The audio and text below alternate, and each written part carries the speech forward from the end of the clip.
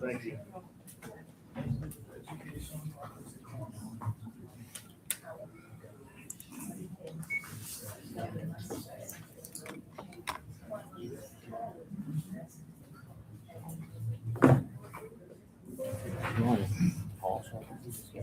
See if Linda, anybody's seen him? Have you seen Chuck today?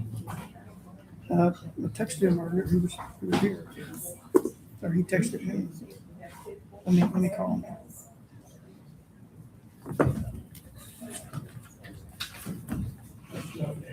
Ophers is gonna be out today, Right. I already sent them a text.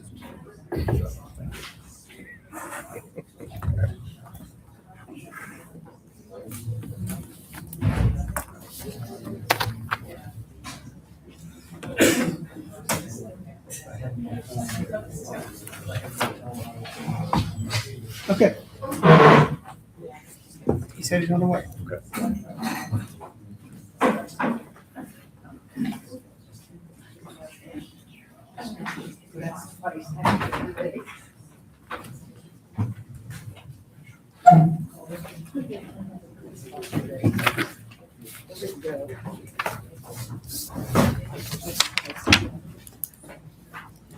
Good morning.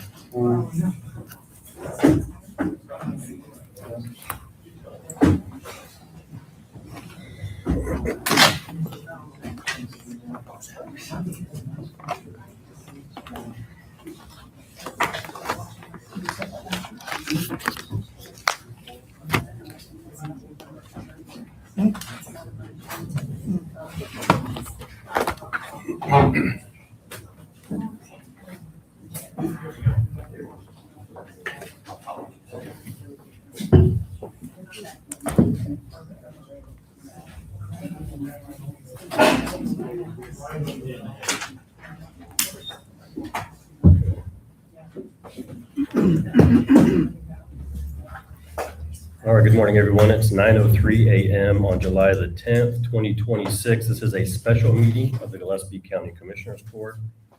We're going to call the meeting to order. Commissioner Olfers is not present this morning, but all other members of the Commissioners Court are present. We do have item number 2, which is consent agenda. I don't believe we have any consent agenda items, so there will be no action on item number 2 today.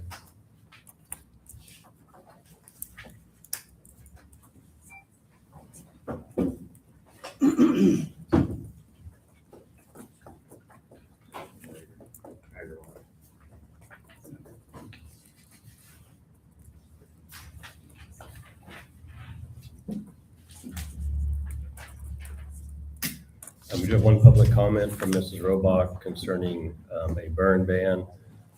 It's not on our agenda. I will let you make a brief comment if you just want to make a stated request or Yes, bring attention to the matter. That's my comment, please. Yeah, no, I'm speaking for the community. There's been 2 fires close to my house. As you remember, the crabapple fire ripped Yes, ma'am. through my 26 acres. So I'm scared. Yes, ma'am. Thank you. Yes, ma'am. Thank you. Okay, we're going to move to item number 3, which is budget workshop. This is, we're not making decisions on the budget today. This is the Commissioners Court opportunity to hear requests from departments and elected officials concerning their budget for next year. We have had one request to move up AgriLife to the beginning of the meeting, so we will start with Mr. Brad Rader. Good morning. Morning.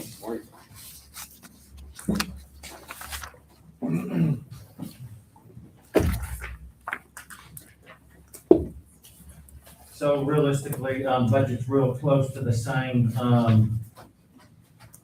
as far as what was last year. The only changes I've made, a little bit of travel, This year, we won't get close to our travel budget because Shay, left us in the middle of the year and usually took some, trips or educational type stuff, or took some of the EEA ladies on trips that didn't get done there for a month or two. Last year, we really got close in the fiscal year. We had some 2 or 3 national trips. And so, we didn't, I don't think we maybe quite met our budget, but then there towards the end of the year, we started, just canceling some of our, planned items that we usually take, just so we didn't go over, because we didn't have a lot of wiggle room anywhere else. So I proposed a $2,000, increase there to 29,000. This year, we do have quite a few national trips, dairy judging with livestock, and so we expect to, and we also are full staff now with Jessica back on. So, you know, just, we don't have hardly any wiggle room in our budget, and so when things get tight or something goes unexpected, it gets real tight for us. The other items, and I laid them out in front of you, is our car leases will be up, I believe, in October. In November, somewhere in that time frame, might even be a little bit later. Actually, lease end date, right here, first page. So one's in your February and January.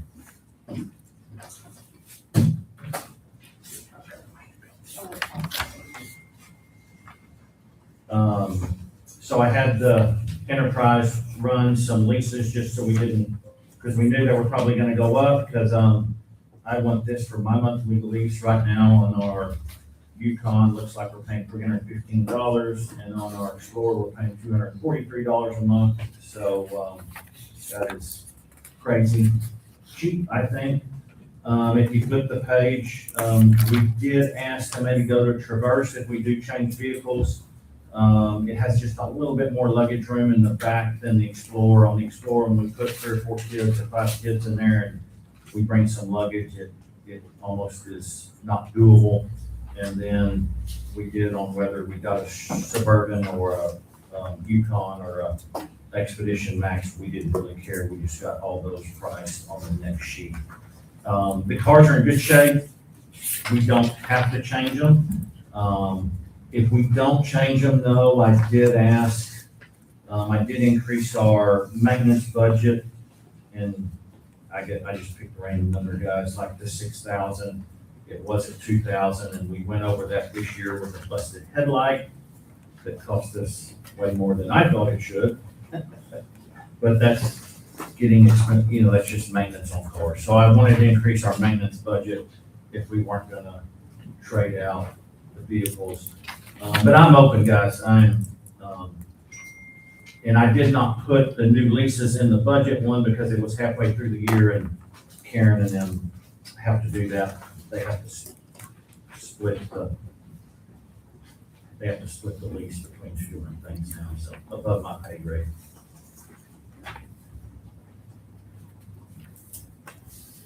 So what happens if we keep the vehicles? Would we purchase them at the end of the term, or do they go to a month to month? Did Enterprise give any pricing on that? Yeah, she got into it a little bit, but I know Dawn's up on it, right? You're the,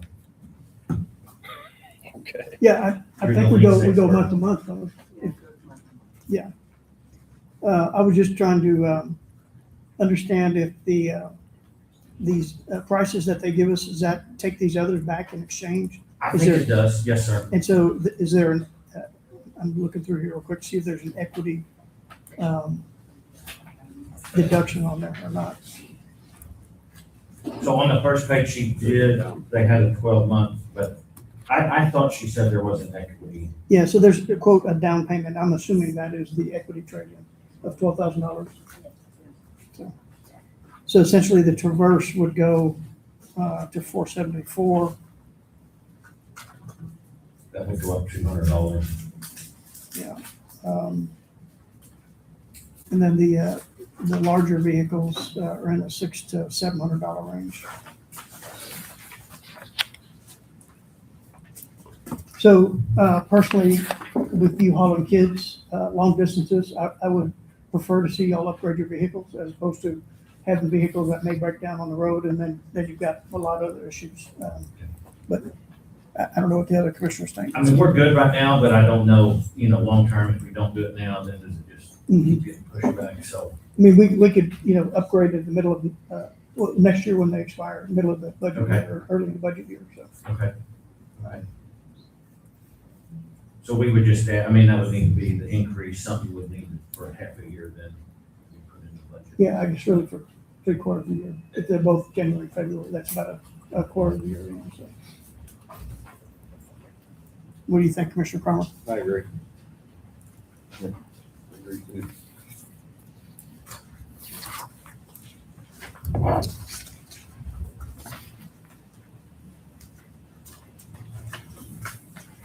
We're good, whatever y'all want to do, so.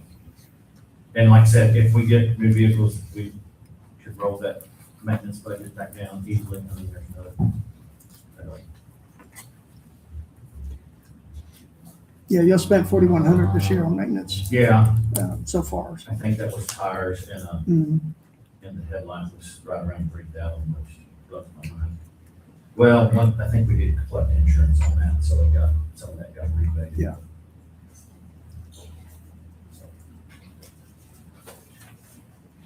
My suggestion is upgrade the vehicles and then drop your maintenance down a Okay. grand or so. Thank you, guys. have Any any- questions? Oh, maybe out of turn, but they did, there was a screw arm case in deep South Texas. I was trying to get the, county, which is, not good because, Jim Hogg, that's where they're dropping a lot of flies, to try to keep it out of Texas, so it must be going. That's not a good sign. So, thank you, guys. All right, you. thank you. Safe travel. We'll adjust that payment to 5 grand. I'm sorry? Yeah, no, but let's move this maintenance budget from 6 to 5. What are you saying down to 5? 4503? 4503 to 5? Marcy, are you saying to buy the current vehicle or to purchase a new vehicle? As opposed to continuing the leasing? Oh, I thought you meant something else. Well, I guess we should consider that then. Mr. Rader, any personnel requests or anything that you submitted? I did not. Okay. I don't know if somebody did something on their own, but Okay, all right, I did not. sounds good. Thank you. Thank you, guys. Thank you. All right. There was one for that. The agents. Did somebody else submit it or? Yes, somebody else. Okay. All right, mechanic. Mike, good morning.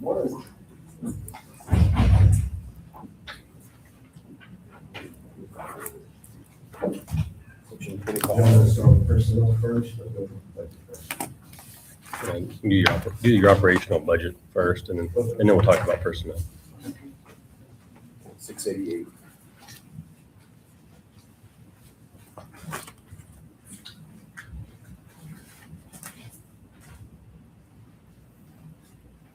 Okay, I'm gonna start with line item 4309, office supplies. Last year we budgeted $650. We have used $185.68. But we do need to restock on ink and paper again, so I did budget $650 again this year. Line item 4412, I did budget last year $2,500. So far we've used $1,108.03. I did budget $2,500 again next year.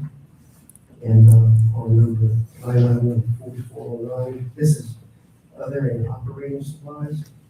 Last year, I budgeted $18,000. So far, we've used $8,150.88. But that's not paying for the Napa track system yet. The Napa track system is still coming out of there, which is gonna be $45.60. So I did budget $18,003 next year. And what I did is on the chemicals, supplies, the parts, the tools, the cleaners, I budgeted $11,995. And on the scanner update, I budgeted $1,220. And then on the track system for next year, I budgeted $4,788. And then on line item number 4501, buildings, last year I budgeted $3,500. So far I've used $944.08. And pretty much what I do is at the end of the year, if I have any money left over, I'll walk around and look at the building and see if there's any updates we need to do at that time, and then try to take care of them. And I did budget $3,500 again. And on 4503, the automotive repair and maintenance, last year I budgeted $2,500. So far this year, the mechanic shop has used $1,329.33. So I did budget $2,500 again. And other repair and maintenance, we haven't budgeted $200. We haven't used any of it again, but I did budget $200. And then for the medical supplies, I budgeted $200. We haven't used any of that yet either. Usually I wait till the end of the year and then we fill out the first aid boxes and our cabinet in the mechanic shop. So I budgeted $200 again for next year. For training and travel and conference, line item number 4902, I budgeted $7,500 last year. I've used $880.92. I did budget $7,000 again this year. And the main reason for last year's budget being as high as it was this year is if we do get an applicant for the mechanic shop and hire somebody, I figured $3,500 for the CDL training. And then I figured $3,500 for that other training in the mechanic shop, training mechanics. And then line item number 4607, laundry service. Last year I budgeted $3,500. So far this year I've used $1,066.62. For this year, for this coming year, I've budgeted $2,500. I think that the uniform thing has calmed down a little bit since we changed companies. It's not like all over the place anymore. And then line item number 6001, machinery and equipment. I budgeted $2,607. And what that's for, we want to replace the main motor in the shop at a cost of $1,386. And we also want to have a plasma cutter. It seems like we're doing more metal work now than we ever have. So the cost on that was $1,221. And then in the automotive, the 6004, I budgeted, didn't budget anything last year, but I did budget $56,785. And the main reason why I budgeted that is we have a 2000 model Chevy pickup that's been in the mechanic shop. And we usually use that pickup for like if we need to go pick up parts in San Antonio or get on the road, we usually take that truck because it's smaller. So I'd like to replace that truck this year. And the price of the pickup with 5% that I added to it was $52,365. And also on the truck, I figured that the pickup actually figured replacing the front bumper. And what we did is, this truck's going to have minimum tools on it. It's not going to be like our mechanic pickup. So we're going to put a couple of boxes in the bed, and we're going to put just a few of the main tools that we need for that, for in case of emergency or something like that. So. Under 5409, other rental, it's empty, but you budgeted zero historically, so it's supposed to be zero.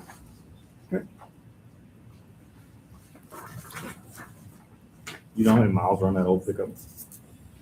I believe it's about if I say it's about 110,000.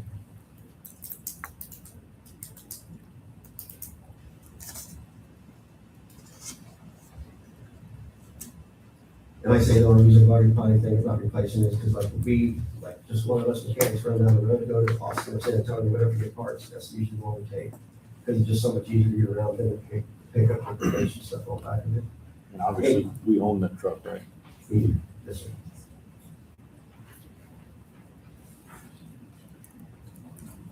So it would go to WS. Would be the new pickup. So.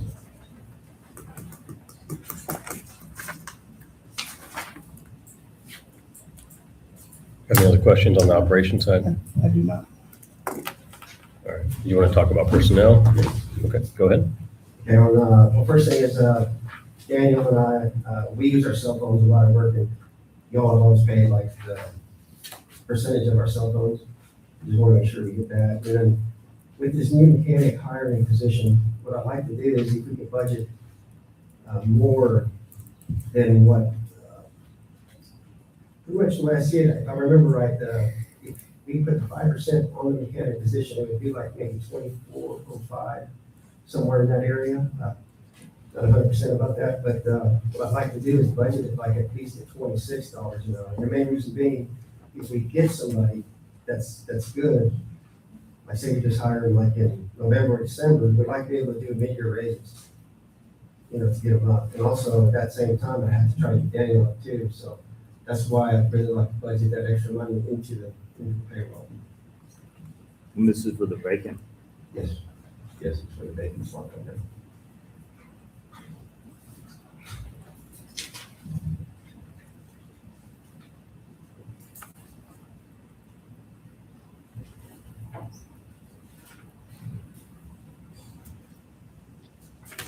And as of right now, we had 2 applicants, but we actually interviewed one, and he has not contacted us guys at all.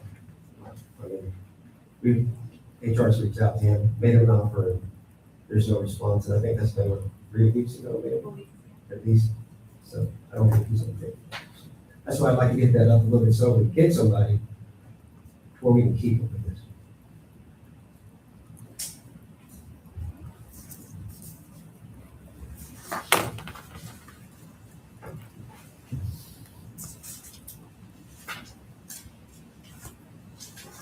Anything else? Commissioners, any other questions I for don't have any I others. have none. this department? Thank you, Mike. Thank you.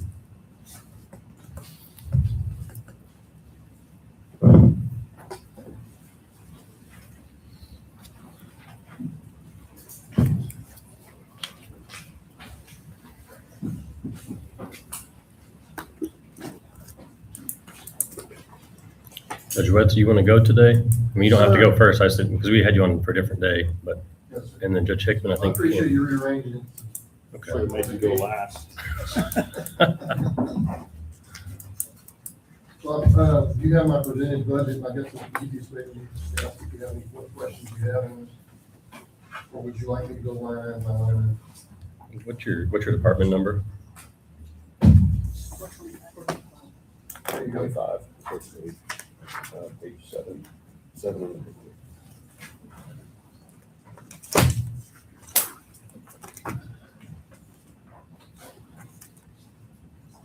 Essentially, it looks like you're flat. Pretty much haven't changed, I went down on, so went up on travel, 5,000. I went down on, training, $500. Everything else is pretty much the same. My employee, one employee, that line item will stay the same. I mean, she's making less right now, but I anticipated with her going up and getting a raise. So just bringing it back to what the budget was this current year. I mean, it wasn't an increase in my budget, it was an increase in her. When you said you went up on travel, are you talking about the travel allowance or? Yes. That's why we don't see it, I guess. Huh? Okay. Okay. 4207. Right.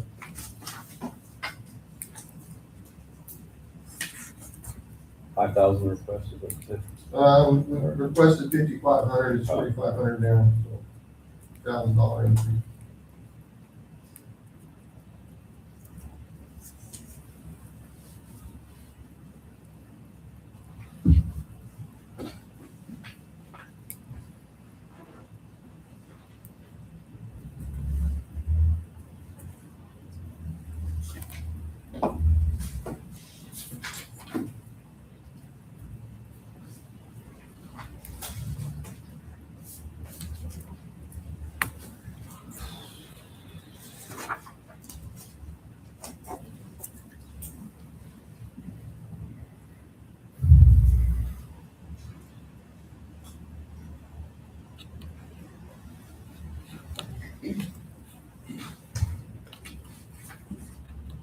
Anything else specifically that you want to highlight?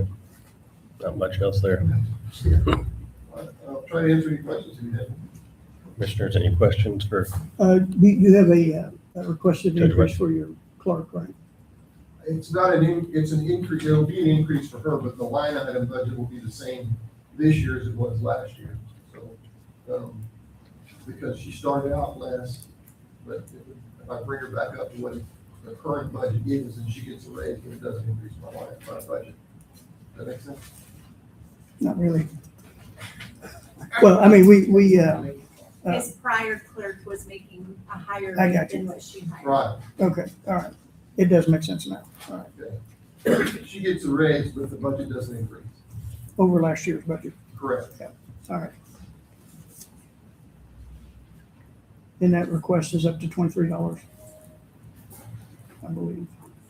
She makes 23 now, you know, at the current budget line item, she would go to 24, 21. Okay.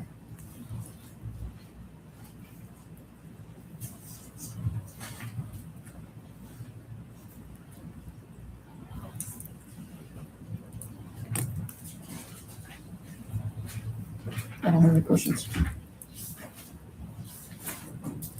any other questions, Commissioners? Sir, Thank you. Thank you. you don't have to leave, Steve, you can I stay. want to support my fellow judges here. You ready? Yes. JP3, Good morning. good morning.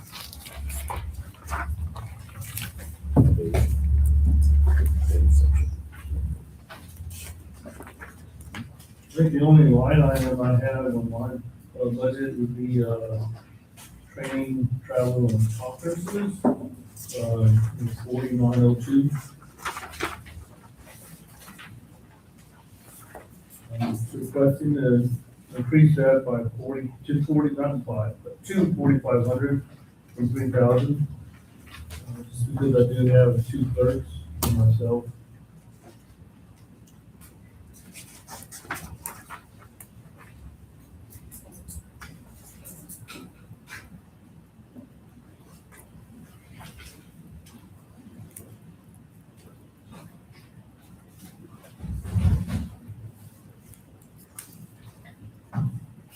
Looks like you also increased your interpreter budget, 4708, a little bit. I mean, is that, Yeah, and that's just we never know. Yeah. I was doing real well, and then all of a sudden, right before I started working on this, I had the week where I had interpreter every day almost. They usually take longer because then they start asking more questions and then have to go through the whole process. Is that primarily for magistration that you're talking Yes. about? Okay. And we do have Celeste, she does interpret quite a bit in our office. And I try to get her to interpret when we have court as well. You have to be careful of that.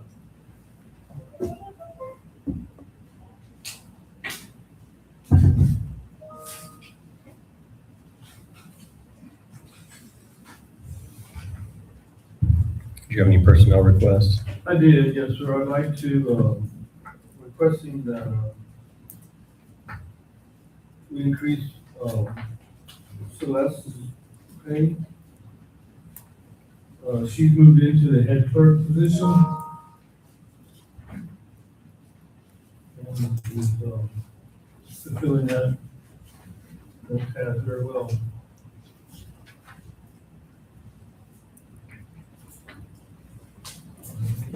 She's been with us for 2 years now and doing a really good job.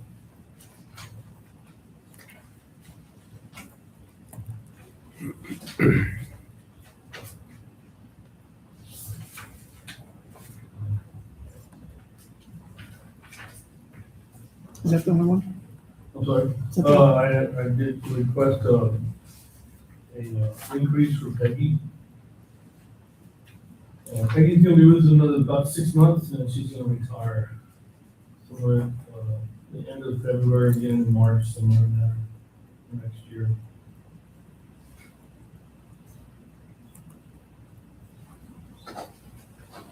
So this additional position that you have on the request, Yeah. is that for the full year or is that? No, I'm sorry, that would be just for the 2 month or two that, Okay. we A could get crossover? somebody before Peggy leaves so she could help train them, Mhm. and then get them started.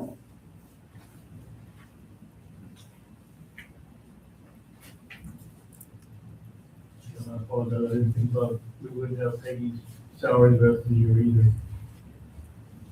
So the new position, we need to pick a time frame for them to load into the system, like 2 months or 3 Yeah, months I or was whatever. hoping maybe beginning of the year, so we'd have at least 2 months to work. I would say we had 3 months of a temporary position, not temporary position, but a position that we fill in the crossover period. Be my That would suggestion. great.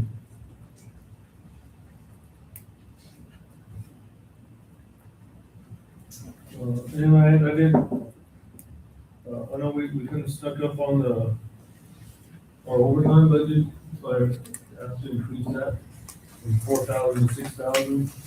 We try not to work overtime, but, sometimes we get a little behind. I know Peggy had to work a little bit more this time because Celeste was on maternity leave.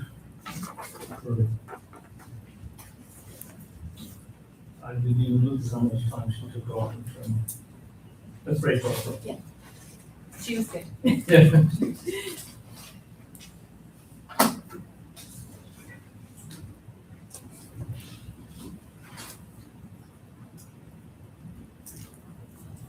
And then also, Judge West asked, we propose to increase our travel budget by 1,000. Just because fuel's not seem to be going down much and wear and tear on vehicles. Is that a uniform request for all JPs? Do you know? I know that's pretty, yes, sir. It is now.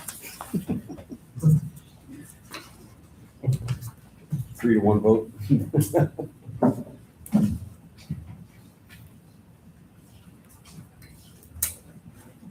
All right, any other questions? Anything else, Commissioner? No, I don't know. Anything else you want to add? Okay. Thanks, All right, thank you. Thanks for all you do, Ricky. Thank you.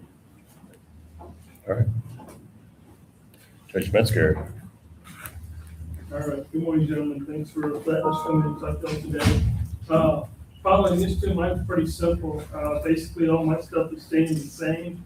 Only thing that is changing, like you said, the travel allowance, asking for $1,000 increase. And I'm asking for Roxanne to keep her stipend at the same, no increase there.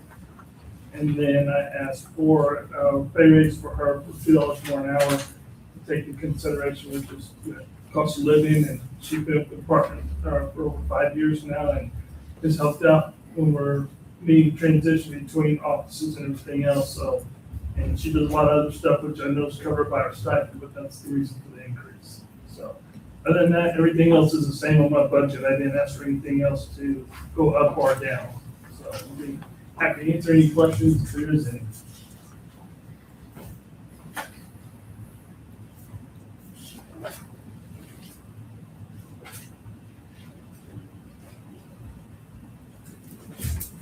I don't have any questions.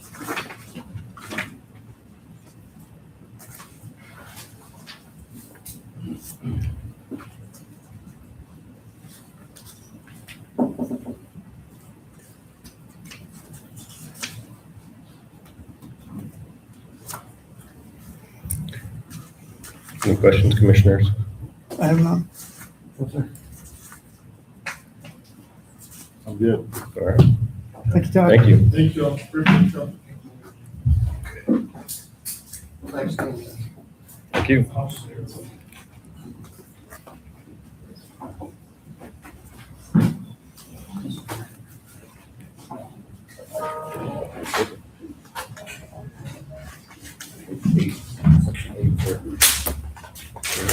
County Attorney?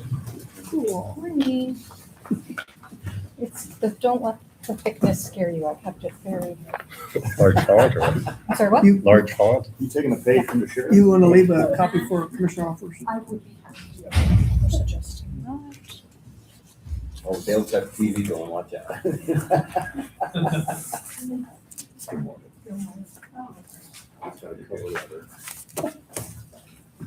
Only the best.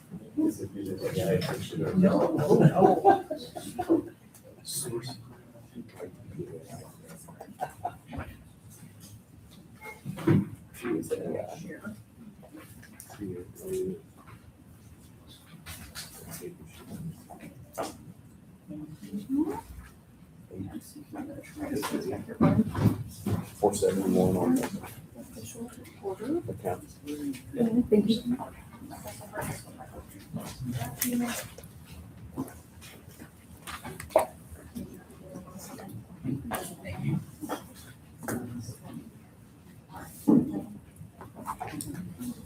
Okay. Good morning. Thank you for giving me the opportunity to come and address y'all. I want to start with operational because that's what Mr. Hyman told me to do after we watched the last budget session on Tuesday. He came back and said, Sarah, you have to read everything you did, and so I did that. So, on page 2, if you'll follow along with me, I know you all have the actual printout, but this just puts it in a more concise form of what we're actually asking to change in our operational. These are all increases. So the first one is for fuel and oil, and our department number is 471. Our account is 0.4401. We're going from 500 and we're requesting to go to 3,500. That's because we anticipate getting an additional vehicle, not a brand new vehicle, but a used vehicle, and we're going to have increased fuel expenses due to that. The next one is 471.4503 for auto and road equipment, and I do need to do an amendment on what was submitted because once we spoke, when I say we, there was communication with the mechanic regarding this other vehicle that my office is going to potentially acquire, and that vehicle is likely going to need, it may need repairs. We don't know, but we want to make sure we have some budget, and I actually think what I put in here is lower than what was recommended. But we're going from 600 and requesting to go to 2,600, and that would cover hopefully any repairs or maintenance issues for both of the vehicles. If, So what you have in the budget, I think, is only 600, so you're Yes, you're I'm asking to asking change that? Yes, 26. yes, to 2016. Then 471.4709, professional services from $500 to $5,000. So recently, the law has changed regarding marijuana in the state of Texas, and in order for us to prove those kind of cases, we have to have a test, a lab result. DPS, which normally does all the drug testing for criminal cases in the state of Texas, will not test misdemeanor levels of marijuana. And then there's some other issues that I'd be happy to go into, but don't want to waste the time for that. But we can request testing privately if we're going to go to trial. We don't want to be in a position where we can't even try to take a case to trial because we can't get a test. So we're asking for that. In addition to that, the possibility of the drug testing, we're having an increase of juvenile cases, and one of the ways that a juvenile case can be resolved that is very unusual for criminal prosecutions is going to mediation. Mediation is completely normal in civil, but in criminal it is not. But juvenile is a hybrid criminal civil system, and the expense for mediation per side is approximately $1,500 to $2,000. Right now, we have 2 cases that may need to go to mediation that I know about. One we just resolved yesterday, but we want to put that in the budget going forward. We may not actually need that, but we want to have the ability to have that option to resolve cases. And transcripts from court hearings and trials, if we need those for appeal purposes, that would also come out of that additional budgeted amount. For 471.4902, which is training, travel, and conferences, we are asking to increase that from $16,000 to $20,100. This is one of the reasons that when I came into this office was already functioning very well. And a lot of that has to do with some of the people that have been there a long time, like Mr. Hyman and others, but also the office's commitment to continuing to train annually. That is how the office stays capable in knowing how to do its job well, is to make sure that it continues to train all of its personnel as much as possible. And because of that, we are now fully staffed at 10 people, which has increased our training expenses, and some of our professional organizations like TDCAA, the actual fees for the conferences have increased. So we're requesting that. But So, again, so year to date, you've only spent about $6,000 in that training. Is that, you have training coming on board? Or? yes, our annual training is in September, and that is 4 people that go to that annually, sometimes more. And then we also have another training, which we will deplete all of that before the end. It's just that most of our trainings happen in the last quarter of the fiscal year. Okay. Dues also have gone up. Some of this is due to the fact that I'm getting older. The longer you are licensed in the state of Texas as an attorney, the more you pay to the state bar for your license, because they assume you're making more money. So that has gone up. And then also again, our TDCAA, which is our professional organization, aside from state bar, those fees for dues for membership have increased as well. And then our right to use lease, that is including Axon, which is our discovery management system, Westlaw, which is our case law research tool, and we now have our copier on a lease as well. So these are already contracted prices that we have agreed to. This is just what the increase is for this next fiscal year, which is for 471.820 right to use lease. So the total increase is going to be $15,410, but there is some good news because we have some decreases, which if you go to page 3, the decreases are Can I posted. ask you a question? Of course. The right to use lease, did y'all work through those? Auditor? Yeah, we did. I know we've got at least 2 of these schedules, Mhm. amortization schedules, and I think there was one that maybe we didn't get the actual copy of. 'Cause I know usually y'all's office. We'll go ahead and do the whole thing. Okay, all right. Thank you. Sorry, Sarah. No problem. And then on page 3, the decreases, 471.4301, which is posted, is down $100 because now that we're using that new Axon discovery management tool, we are not having to mail out as much because most of it is available online in the online portal. 471.4408, special clothing is going down $100. We still need to get another vest. That is for our investigators. They are required, since they are TQL license holders, that they have to have, my agency has to provide them with the appropriate tools in order to be able to do their job, and one of them is vest.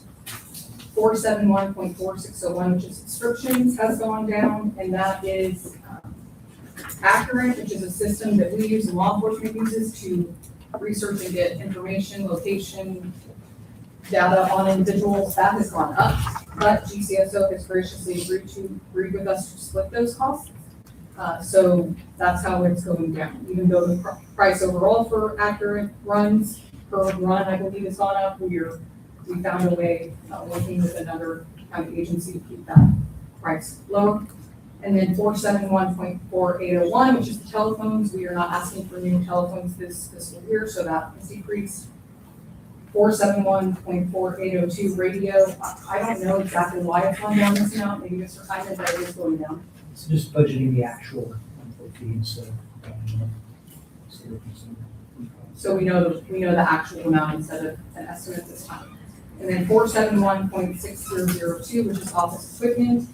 We had switched to our copier this fiscal year, and so that has gone down significantly due to that switch. And then 471.6005 electronic equipment.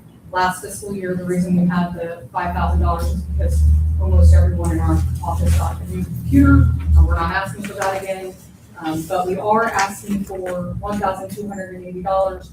We take our laptops to court. My support staff in particular, they draft all of the plea documents and paperwork in court, and they really need to have multiple screens to be able to do that as quickly as possible. It slows court down. So what we're asking for is you can now get an attachment to put onto your laptop that is a separate screen so that they can have more than one screen while they work, and that should increase how quickly they can get through their documents that they're creating for our use. That's what the expenses that we're asking for 4 swivel screens, which cost $320, and that would transfer to IT's budget, but we have to request it. And then 471.8025, which is right to use. This is use interest, that's for, again, our Axon, which is our discovery management, Westlaw, and for our copier. And so that has gone down, but that was already calculated prior. So the total decreases is $7,364.20, but when you take what our total increases were and subtract that total decrease, our actual total requested increase for operational is only $8,045. Are there any questions on operational before I move on? I don't have any, So, page 4. I don't know about the others. So. Oh, you're right, I'm sorry. We're good, we're good. Everybody good? Thank you so much. So page 4, I did want to point out that our department in particular, 96% of my overall budget goes to payroll. We are not a department that has a lot of equipment or a lot of tools or vehicles or anything like that. We are a people department.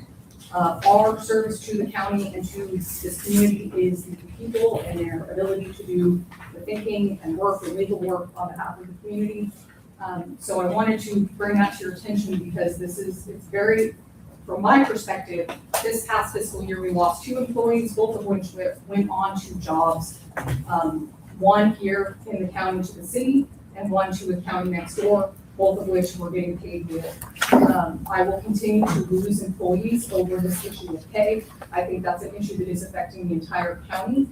And I know that it is a difficult request or topic to address, but in order for us to provide the level of services that our county deserves, we need to pay our employees commensurate with what similar counties in our region are paying so that they have an incentive to stay here. I'm not asking for private level pay. Anyone who comes to work for the government knows that they are not going to make what you can make in the private sector. That's understood, but if I can't get my pay for my support staff and everyone else in my office to be commensurate, I am going to continue to lose people, and it's going to really affect the community long term and the services that we can provide. So our overall increase to payroll is $83,885.31. And if you go to page 5, this is kind of explaining where we're getting the numbers for the increase. So for starting office assistants, which I have 2, you can look and see that Gillespie County is out of the other counties in our area, we are the lowest paying, and out of the 5 different positions that I pulled data for, we are the lowest in every single one. So for starting office assistant, you're paying $37,400. The highest on this chart is about $60,000, $59,000 to $60,000. What I'm ultimately going to ask for is an increase from that $37,400 to $49,920. So I'm not asking for the top, but to just get a commensurate with what other offices are doing. Mid-level, which I have 1 person, 1 office assistant who's mid-level. Again, Gillespie County is paying the lowest, which we're coming in at $42,556.80. And the highest on this is approximately $64,000 a year, but my ask is going to be $52,000. On my senior level assistant, which this is really going to be our victims advocate and receptionist position. Our current pay for that position is $51,896. The highest is $69,000, but my ask is going to be $58,240. And then if you go to page 6, for office manager, office administrator, which is Mr. Hyman's position, again, it shows that he's paid the lowest. Not every office has this position. There are only a few offices in our region that have this position, but without Mr. Hyman, I would definitely not be able to do my job as well, and he assists other departments as well. And his is right now at $70,241. The highest is $102, and we're asking for $92,881. And then for the sergeant investigator position, currently at $90,646. The highest is $118, and we're asking for $101,944. So if you go to page 7, payroll requested increases. One of the things that I want to point out is I've got several buckets that I can pull funds from that may not be the same for all the other offices in the county. But one thing that we wanted to do this fiscal year is because we have so many buckets that we can pay payroll for, it becomes very difficult for, the treasurer's office, payroll, HR, auditor, even our office to account for that. So I want to limit it to 2 buckets per employee because that helps alleviate all of that. So on here, on page 7, I have the actual differential asks for the different positions. I am also asking that the office manager, which is Mr. Hyman, and my sergeant investigator, which is Sergeant Davis, be switched from hourly to exempt employees.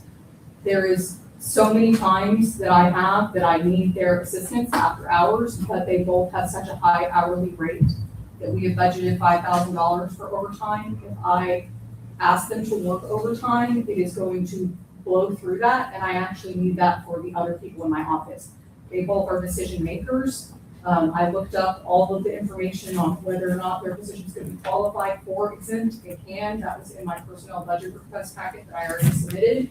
I would highly encourage you all to please make them exempt because I think it's better for the county to be able to have access to them at any time. Not that I want to abuse that or plan to abuse that, but it makes more economical sense all in the long run for the kind of work that they do. So I do have a part-time assistant county attorney position. I'm asking for COLA for her. She does an amazing job. I would love to give her another raise, but the court was very generous in allowing her to do that as a part-time position. And so, we don't want to, I can't remember the phrase about a gift horse, but whatever it is, I'm not going to do that. And for my investigator position, COLA as well. And I'm asking for COLA for everyone, but there are the requested raises in there. Then on page 8. So the existing salaries include the SB 22 funding? I'm about to get into, I'm about to explain where the different sources for raises and everything else are going to come from. So payroll funding sources, I mentioned I have 4 buckets. There's the general fund, which comes from the county tax base. There is SB 22, which is state grant that my office gets $175,000. There's PTI money, which is pretrial intervention money, which the court generously is now allowing us to use part of that fund. And then there's state supplement, which can only go, that is for part of my pay, but it does offset money that the general fund would have to deduct. So if you go to page 9, pretrial intervention fund. This is Fund 37. There is a total balance in that account now, and the auditor was kind enough to provide this to me of $168,672.78 that is just sitting there. Last year, because the court was generous enough to allow us to start using some of that, it can only be used in the administration of pretrial intervention, which is a particular kind of disposition of a case. But every person in my office is part of the administration of pretrial intervention because any case could potentially result in a pretrial intervention. So what I am suggesting to the court in order to fully use this amount of money that's in this account. For this past fiscal year, FY26, we budgeted that we were going to use approximately $10,000 to offset some raises. That has gone well. We are on track with that. We also wanted to see how much we would bring in. And so far in this fiscal year, we brought in $7,700 in PTI funds, or fees rather.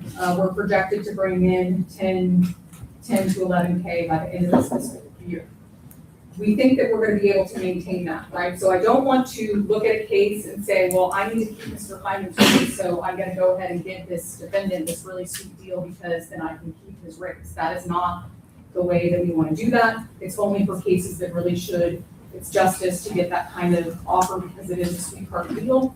But we want to tap into the amount of money that is in this fund. So my proposal is that over the next 4 years, that the court partner with this pretrial intervention fund should get these employees' salaries up to be a comparable rate, where it's not this big hit to the general fund to cover that all in 1 year, but we can start depleting that amount and using that because that's all money from defendants, right? They may be taxpayers in this county, they may not. They could have been tourists, they could live in another county, and right now it's just sitting there mostly unused. We can't make that amount of money every year, but we should be using it because it does save taxpayer dollars. So my proposal is in year one, we use approximately $95,000 to fund the raises, and I'll get into that in just a minute on which employees that will be. And then in year two, that it would be 50% of that is paid by the PTI funds, which is approximately $47,000, and then the general fund would pay 50%, match that $47,000. In year three, it goes down to 25% from the PTI, which would be approximately $24,000, with the county general fund paying approximately $71,000. And in year four, that entirety would be carried by the general fund. There would still be a balance in that PTI fund. We hope to keep approximately $20,000 in there, and we can use that for other things that come up, but we cannot, we're never going to be able to bring in $100,000 of PTI fees every year. And y'all don't want me to do that because then that means that criminals are not being held accountable. But right now that money's just sitting there, and we need to use it for the benefit of offsetting costs. So if you go to page 10, it goes into how we would split that out. Now, we did have to estimate the PTI benefit amount because HR normally calculates all that. Mr. Hyman assisted me in figuring out an estimate of this. So we believe that these numbers are correct, but the benefits could change slightly. But for one of the starting office assistants, it would be a county portion of $0. It would be SB 22 money, would pay the base salary for that person, and then the PTI amount would be the amount there that's in that column with the total in the far right column. And then for my mid-level office assistant, again, the county portion is there. The SB 22 doesn't apply in that case. It would be PTI, and then it shows you the total victims assistance coordinator, county portion, $0 SB 22 PTI, total and office manager, which is Mr. Hyman, county portion, 0 SB 22 PTI, and then the total. There are some of my employees who cannot qualify for SB 22. Mr. Hyman is one of those. That was just a way that the legislature created that fund. It's restricted on who can submit. And then on page 11, it goes through the SB 22 funds. Again, I would have that one same office starting assistant that would be getting a portion of SB 22. And then my sergeant investigator would be getting county portion SB 22 with a total, first assistant county portion SB 22 and a total. And we have I would have some reserve in SB 22 for FY 27, and I'm willing to use that if necessary if the court isn't comfortable with what I'm proposing. But also I want to make sure that in my assistant county attorney, who's part-time right now, if she wants to come back full-time or if she resigns, I'm not going to be able to get someone full-time on what the part-time is budgeted for. But I can use that SB 22 money to supplement that and get somebody else in there if necessary. I do not want her to leave. She's fabulous, don't get me wrong, but if that were to happen, I'm going to need to fill that position. And this last time when we had an open attorney position, it took us several months to get any applicants at all. And again, I think it actually has to do with the pay. And then I have run out of time, as Mr. Hyman has let me know, so my last 2 pages, page 12, is just some highlights. I do just really quickly want to say in regards to fires, we now, because the sheriff's office is willing to do them, we currently have had since October 1st of 2025, 40 ban burn violation cases come through they're either through our office or coming through, and that is great because those were not being issued in the near recent past. So I'm very thankful to the sheriff, and that is one way that we're trying to fight that in our office. And this just gives an overview of other highlights that we've had in our office this fiscal year. And thank you very much. Any other questions? So, Marcy, with respect to the budgeting, since these are coming out of different funds, does the full salary get budgeted in Sarah's accounts and then we move money, or are you budgeting in all the different places? Okay, so the net effect would be budgeted for the county would be in her account, and then SB 22 and the pretrial would same thing. Okay, so when we're looking at it, that portion of her pay in there. It will be whatever, essentially be this sheet will be budgeted. You know, this will be in the county portion. Right. Yep, and then that would be under the Senate bill, and that would be under pretrial. Okay, yeah, so like Fund 27, I think there's like $15,000 in salaries that already went to her office for this year. Okay. And just also on these spreadsheets, the individual positions highlighted in yellow are the ones that we're asking for the changes on. and that's on both. So the first one is the total requested changes, so that you can see what the actual is now versus what we're requesting. And then the second page shows which bucket, right, each individual's salary pay would come from and how that would be dispersed. And I can make this available. Mr. Hyman has done an amazing job keeping all of that data for me and for everyone else, for our office. So we'd be happy to make that available when necessary. But thank you all very much. I appreciate your time. Yeah. Good job, Bill. Yes, we did.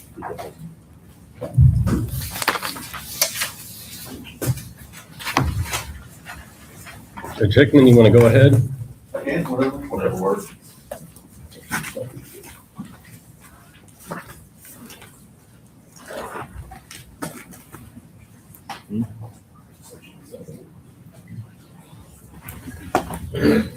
Good morning. Good morning. Good morning. Any questions, man, it's pretty cut and dry, it's the same as it was last year with the exception of, requested increase in pay from court coordinator.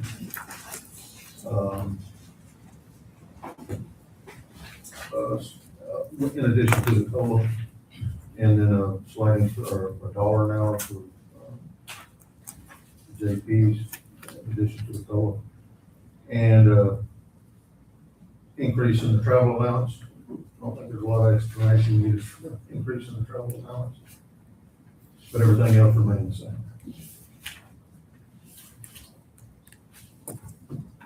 The documentation for the increase for the clerk's wages were sent in with most of that all that. With the personnel request. What was your request for the travel allowance increase? Do you remember? $1,000. It's currently at 4,500, that would increase it to 5,500.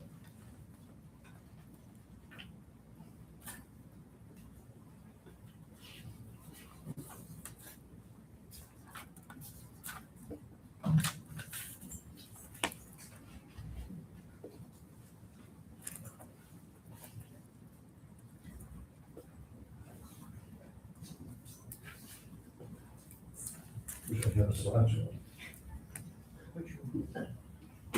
Higher Dale. That's all. Anything else? Commissioners, any questions? I don't have any.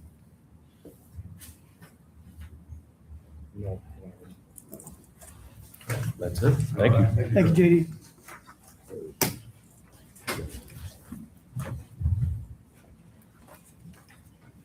All right. Community service. Good morning.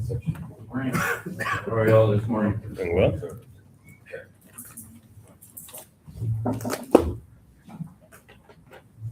As y'all can see, my budget is pretty much the same as last year, with the only exception and addition is the 500 to the fuel and oil. Other than that, it's pretty much the same as last year.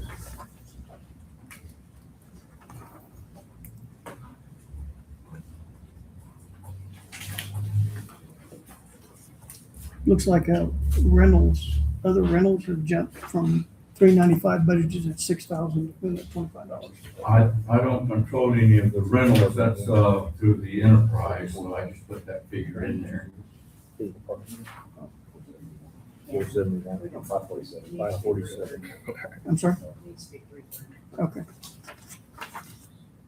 So that's $54,900, $330. You get that, Daniel? I'm trying to get down to it right now.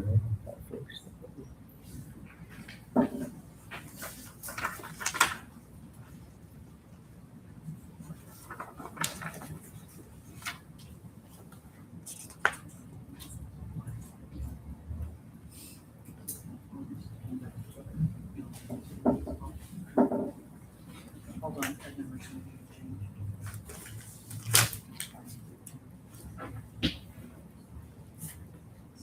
So 9. I'm sorry? It needs to be 9. $930.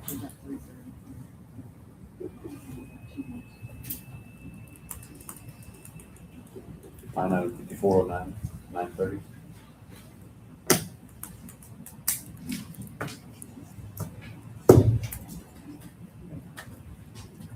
Any questions on the budget,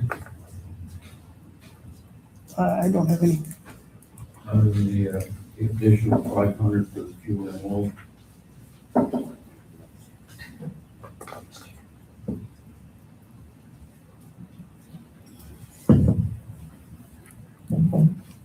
Anything else, commissioners? Also, That's all. Thank you very much. Thank you. Thank you.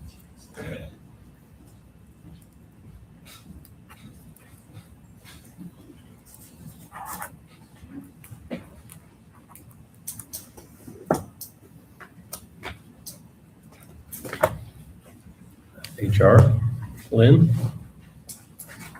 Count 494, section 13.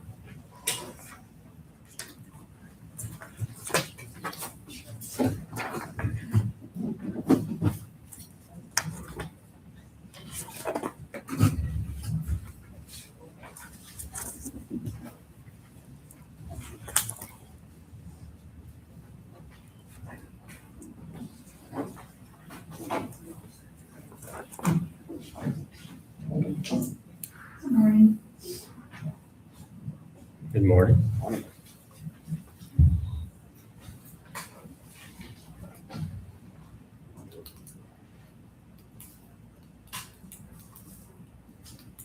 So there was a few changes I made on the operational end. Are y'all able to see line item 4709, how much y'all have? 4709? 4709? No. No. What is it? I didn't see it on y'all's printout, but it's a line item we have for professional services. Okay. I believe it was possibly added this year after we started getting billed for COBRA notices. But I did increase, that's one of the line items I did increase, I requested 13,000 for that line item. In that line item, we are billed for COBRA notices. So I based that number off of $1,000. I pulled a termination report from October 1st of 2024 to September 30th of 2025. And did a 10% increase on that, so it came up with $1,000. And then So it was budgeted at 12 last year. I don't believe it was, from my understanding, It was we added added during the year. it during the year Okay. for COBRA.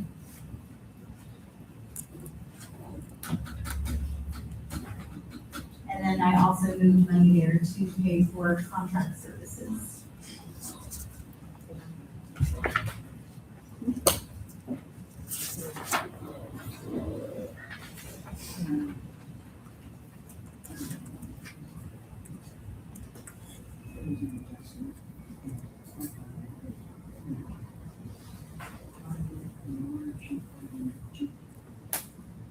Marcy said it was an adjustment that got added, so Okay.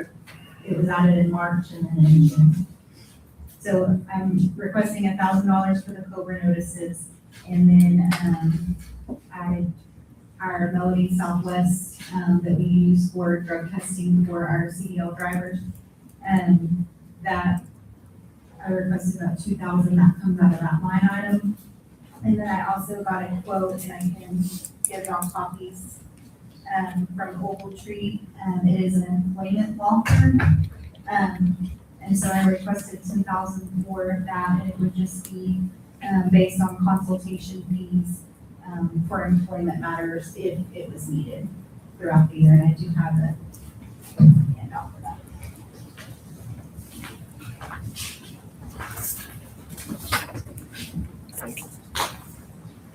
You're not covering the contract services? For now, we are. Yeah, for now, but not for next.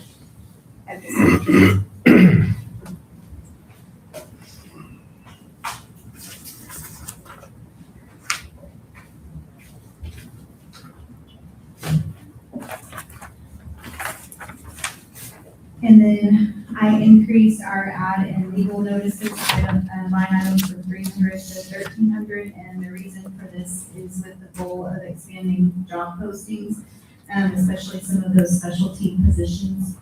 So for instance, like the library director, when you post on specialized websites, those fees can increase to post for those positions, but we need that outreach to be broader to fill those positions. So we haven't spent any money in that category yet. We have not yet. But I know like for the library director jobs, some of those sites, they charge anywhere from $500 to $800 to post on those sites. Yeah, I think we used to run this ad in the local newspaper and have sort of curtailed that, but, you know, there's, you know, we need to cast a wider net for some of these more specialty Yeah, positions. So the reason it hasn't been spent so far is we've been using sites that have been free, but we need that increase to justify reaching out. Yeah, and I think we actually budgeted 1,300 last year, but we moved 1,000 out during the year. Okay. So it's flat budget wise. Okay. And then I increased our dues line of 5602. Last year, we didn't budget anything, but with the potential of a new HR director, he or she could have dues. So I increased that to 300. Okay, can we go back to 5403? Mm-hmm. It's currently empty, doesn't have anything in it. So I believe this is now in a different line item for the copy machine. The copier used to not be in the contract. Okay, so it should go to zero. We'll put all those in. Okay. That's all.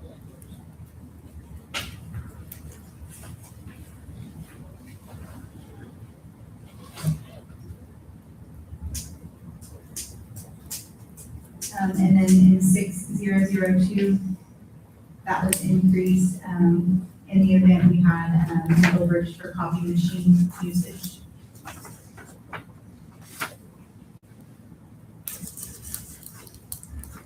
Like 13,000 copies in a month. And then that 8020 is for the copy machine. I think it'll be It's smoking. now where the machine is under that lease now.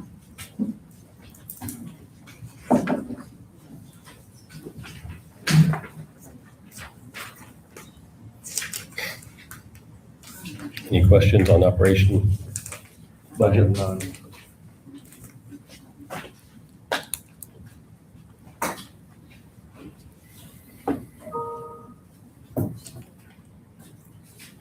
So you've also put in for a new position full-time, is that full-time or? I put in for a new part-time position for an HR assistant. Sure. You want to spit notes?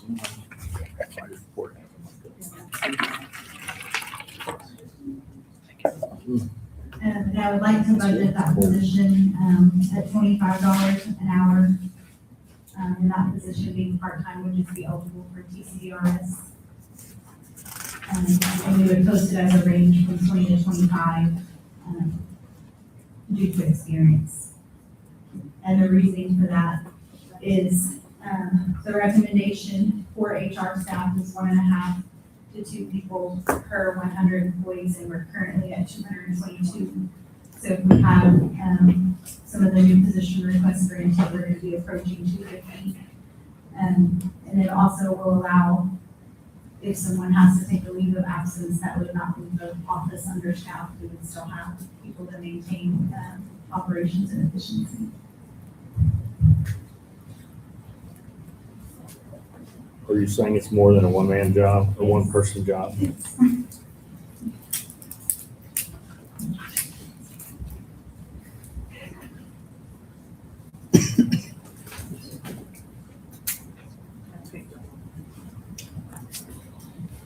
And then I also requested the HR director salary be increased to 90,000. And we're currently budgeted at 70,000. And that's historically less than what that position that we funded before. But I think to maintain qualified staff, that we need to increase that. And I looked at different counties and I found anywhere from 81,000 up to 115,000.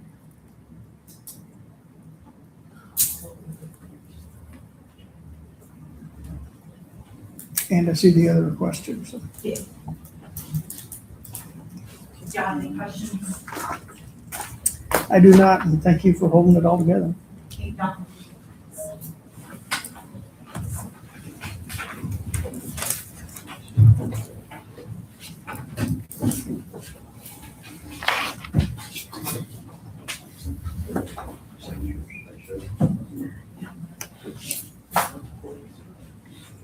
All right, facilities, Take break for. Do you mind if we take a quick break?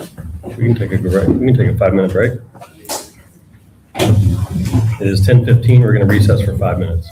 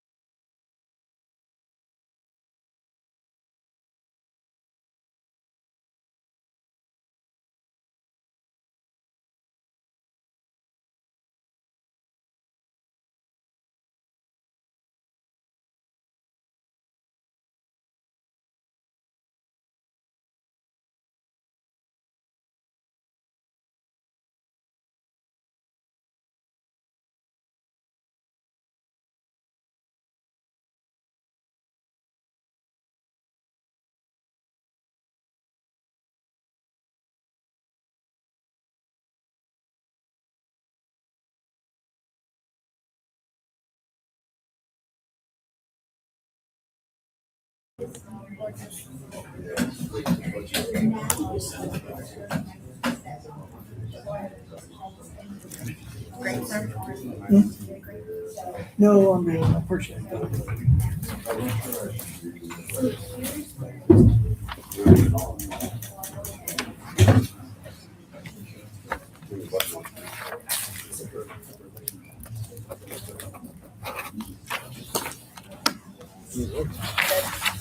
These are his accounts. Just to confirm, I did ask them now, because they made their 2,000 copies here, and they all sit down. Okay, These are the account codes that we're going to. okay, great. All right.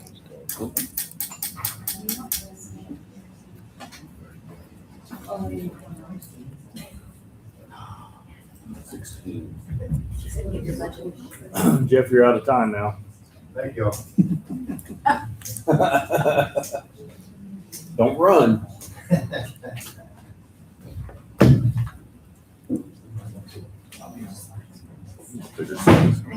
He's got 2 hours and 45 minutes.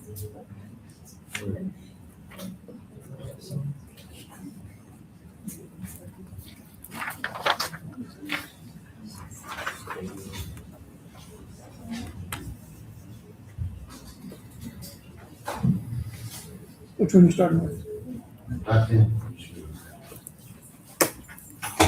All right, it's 10:25, just turned 10:26 a.m. We're going to reconvene the meeting for the Commissioners Court. We are on item number 3, which is budget work session or budget workshop. And we are moving to facilities and custodial departments. And we're going to start with 510. Is that correct? Department? Sure, 510. Correct. Just a little synopsis of what I'm doing. Out of 13 buildings, I have projected an increase of 200. 20,811.78. $60,000 of that is going to be pulled back, so it's actually going to be a decrease.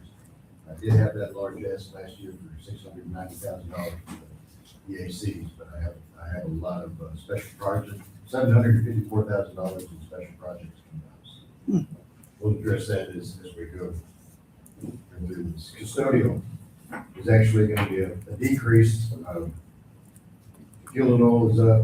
Custodial is down $5,000. I was asked by the auditing department to move that to the AgriLife. So that's why that's down, but it's actually just moved. Which one's that? 10-5-10-4403 custodial. So did we, AgriLife increase that or no? Yes, it is increased on there. So when we get to that building, you'll see the increase there. Oh, you moved it to the AgriLife maintenance group. Okay. Right. Okay, I got you. Yeah. And then on 510-4902, I decreased that by $500. So custodial is going to be a negative of $5,250.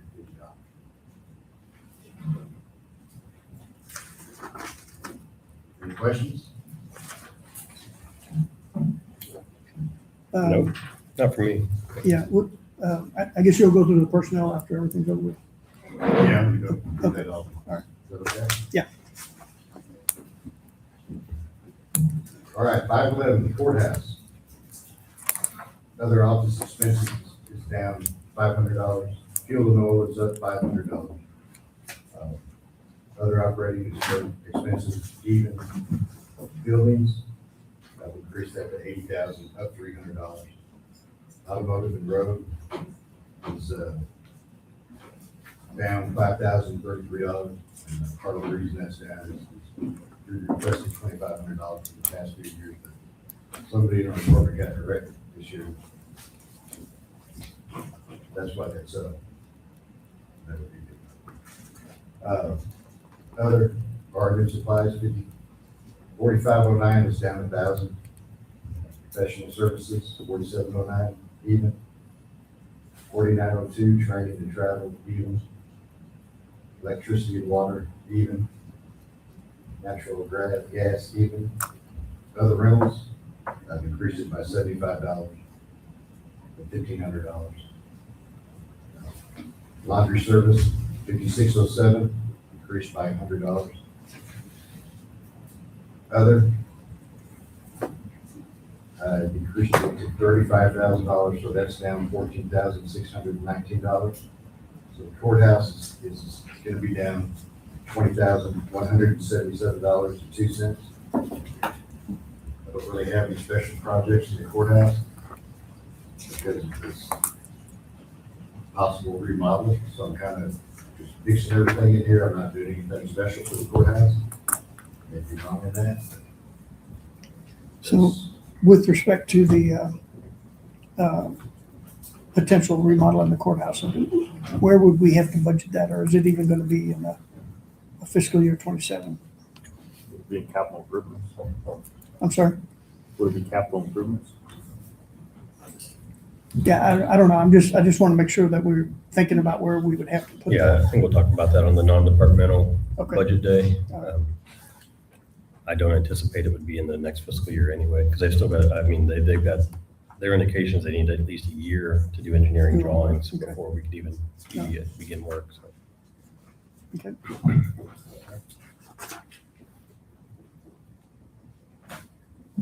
So grounds, 512. Fuel and oil, add 300 to that to bring it to $5,500. Other operating supplies, 4409 is even. Automotive road equipment is even.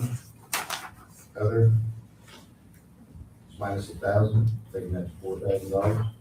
Other professional services down down $250. Landscaping, and it's down $1,000, and bringing that down to $20,000. Training and travel is even. Other rentals, 5409 is up $80. Laundry service, 5607 is even. Other, special projects, it's 59,148. And if you look at your attachments on that, it's the historic jail, bandstands that we visited this year. Now, Keith, you remember his name, Mr. Schluter? That was Schrader. Schrader. He was actually gonna do the work for cost, and he fell ill, so he's not able to do that anymore, so I'm gonna have to put that back in the budget. And I do have 2 quotes on that. Those windows and stuff would come out of.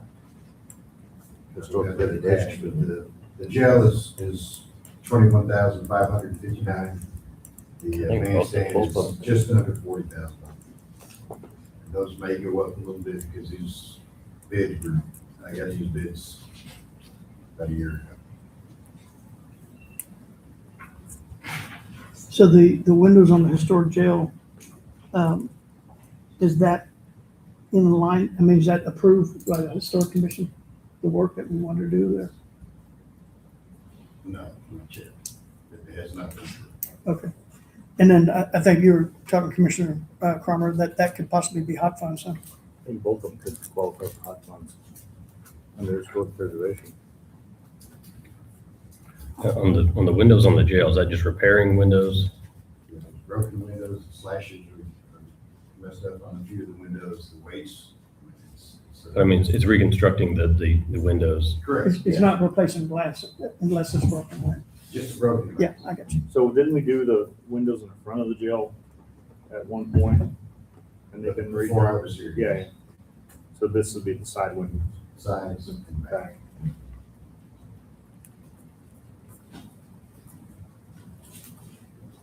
And another thing, I don't know, if that would go under grounds, that's another question that I'm not for sure where that money should be budgeted.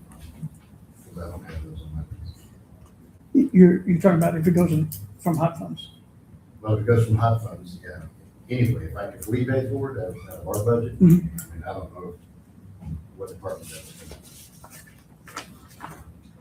Yeah.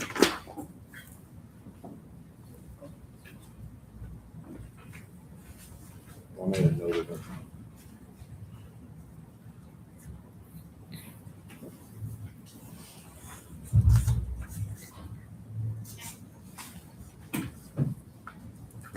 Do you want to move that to hot funds?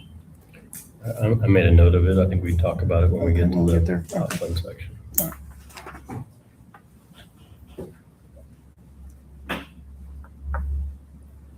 Okay. All right, Annex 1, 515.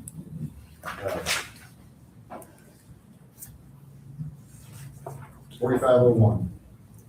It's increased by $183,400. I'm gonna go down. These are all special projects. One, facade of the building needs painted, got that at $20,000. Carpet, the attorney's office at $12,000.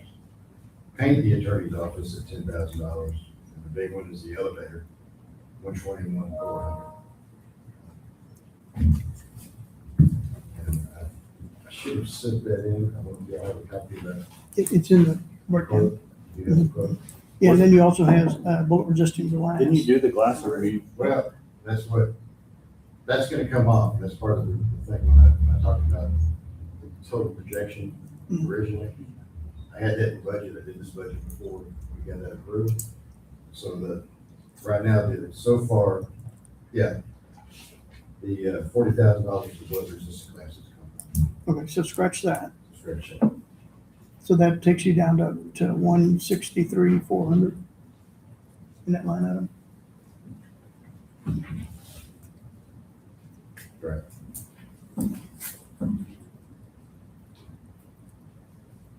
But do you need anything for other repairs and maintenance? Miscellaneous on that? Or all just special projects? Well, and what I did to break that down for myself is I put that in 5809. Other buildings, that's why that's increased to 20,000. I see.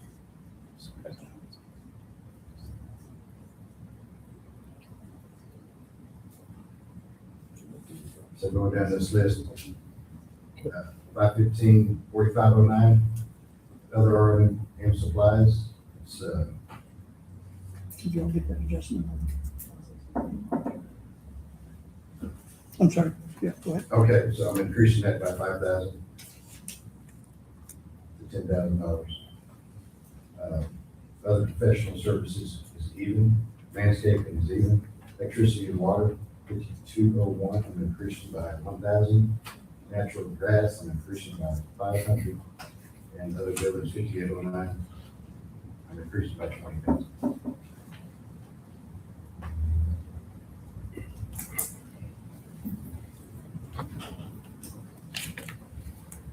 So that other building, that 5,800, is that capital improvement or is that, what is 5,800?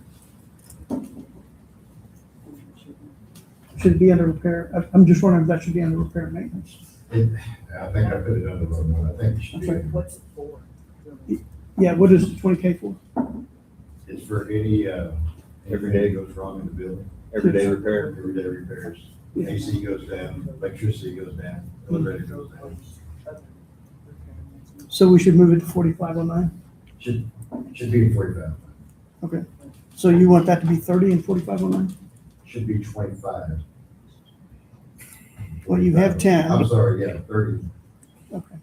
30.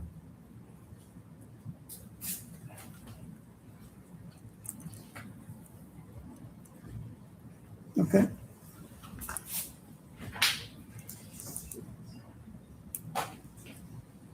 So what's the deal on the elevator? Is it out of compliance or is it? We continually already, when it runs out of oil, it has a leak, take that bucket, bring it back upstairs and fill it. Hydraulic fluid. It's like a fountain? Recycle it. It's obsolete, can't keep parts for it. If it breaks down. Pretty rough noises sometimes in my office. At least it's only one floor, right? Must be related to the one in the hospital, number 3 elevator over there. Yes. So is that the cost to completely replace the elevator? Completely replaced. It sounds fairly inexpensive, fairly cheap from what I've seen. Well, those was it, One floor. but they also have, Well, that's all the hospital ones are. they also have the bids in for this, the library courthouse, so that might be part of it. Sure. You run out of time. 516. 516, Annex 2, so I'm asking for a total decrease of $500. No change in 4501, no change in 4509, 4709, decrease $500. Electricity and water is plus 305. Natural gas, we had that cut off this year, so bringing that down to zero. For a total of minus $500.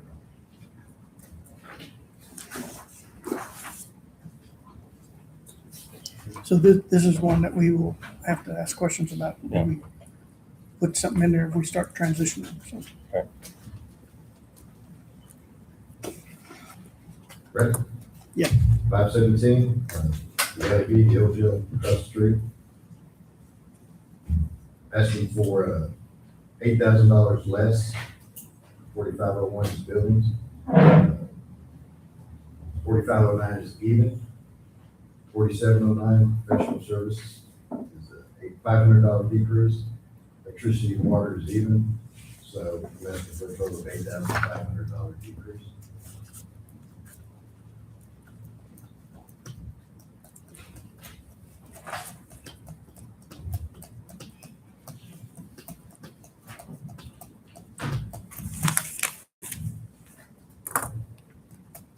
Good. Okay, 518, the LEC. 4403 is even. 4501 building is plus $32,700. 4509 is even. So what, the repair and maintenance at 50 grand, is there specific projects on that? Which one? Your 4501, repair and maintenance on the building. You got 50 grand in there, so. Yeah. And what I did in order to get the special projects on there, 4809 or 5809, I should have moved that also to 4509. So it's That's those, what that difference is. okay, so you got it in there twice? Well, no, I broke it down so it'd be easier for me to get my special projects separated out. But that actually should have been in 4509. What I had in 5809 was minus $11,700. Should be in 4509.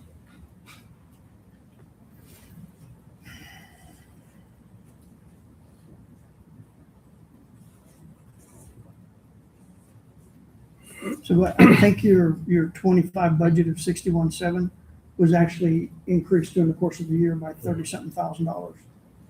Yeah, we What it moved looks so to me. much, we moved so much money around that it's hard to tell. Yeah.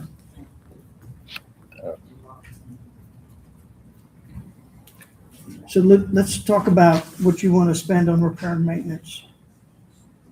You got 50 grand there. Is that the bulletproof glass and the floors in the PD hallway? That's bulletproof, yeah. Okay, so did we do the bulletproof glass already again? No, that's actually coming to court on the 14th for approval, Okay. for the LEC. Mhm. So that's more than likely going to come off this budget. So that 40,000 is going to be. Oh,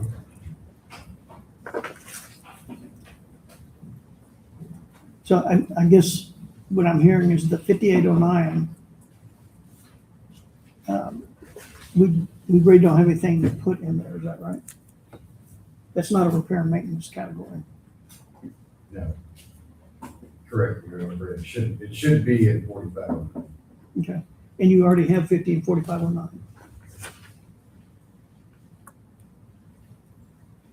I have 35,000. The 50s and 4501. Or 4501, I'm sorry, yeah.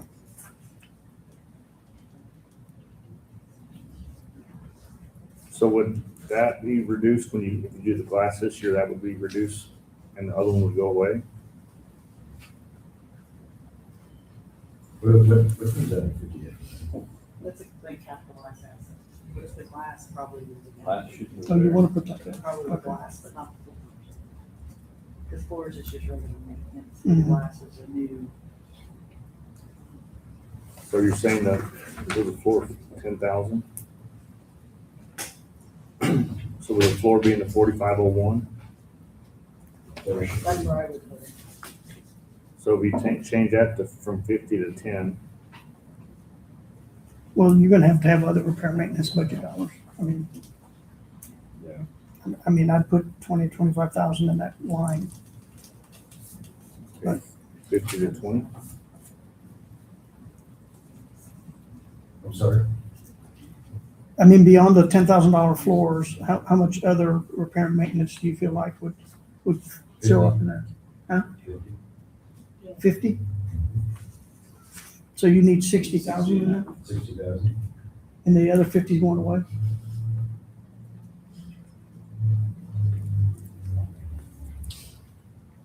We need the 40, So 60 and unless we pay 4501. for it this year. So if you pay Yeah, for the 40 glass, go away, so I just need to add the 10,000 to 4509, so it should be 4501? 45,000, 4509.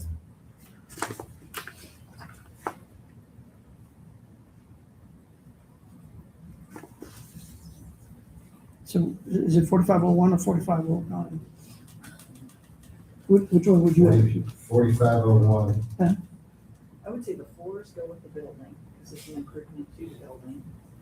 Repair and maintenance supplies is like when you fix something in it, like Okay. pipe break or stuff like that. So you're saying that he has it in the right place now, so you want the 10. in 5809? I think the glass probably should go there. I thought you said the floors too. No, the floors, I think, need to go to 4501. Both could actually go to 4501. It depends on how Okay. picky our auditors. Yeah, yeah. So back to 4501, we want to move that to 60. Is that correct? Correct. So we're adding the 10,000 floors there. So that's 60. And then the 5809 goes to 0? I think we would keep it at 40 unless, but for the bulletproof glass, the bulletproof glass would be in the 5809, 5809. But he's bringing that to court next Right, week. yeah. it So is assuming we pay for it, then we can pull it out of there and go to Okay. 0. But 4509 needs to stay at 35,000.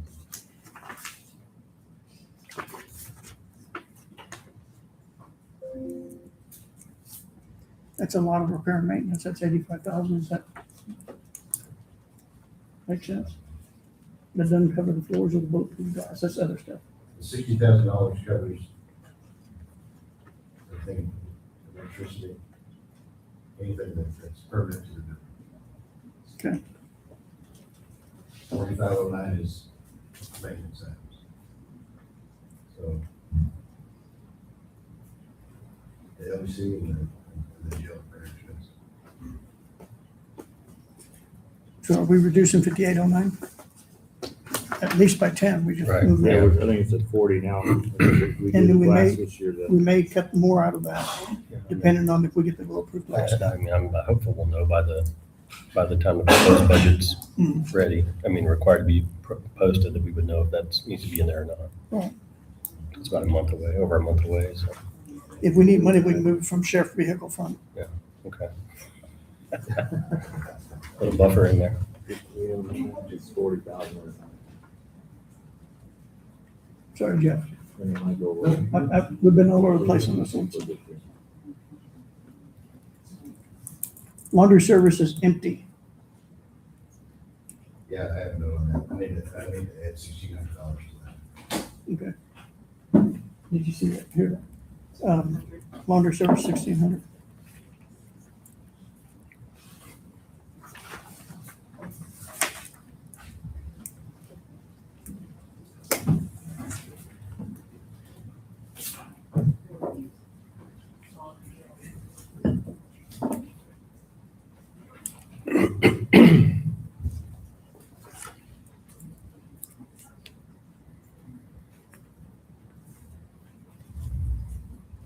We got next. Library, 519. This one I'm gonna adjust a little bit. If we get the library approved, the remodel, I'm not gonna need $10,000 in 4501. So I think let's take that back down to 6,000. So it'll be even. 4509, it's gonna stay the same at 4,000. Other professional services, I've added $3,800. I'm gonna mark that out and keep it at $4,200. It Well, was, from 8,000 to $4,200. it was 44, I believe. I think we added a couple of. Yeah, okay. transfers. So you want, what, 4,200 in there? $4,200. What line item was that? 4709.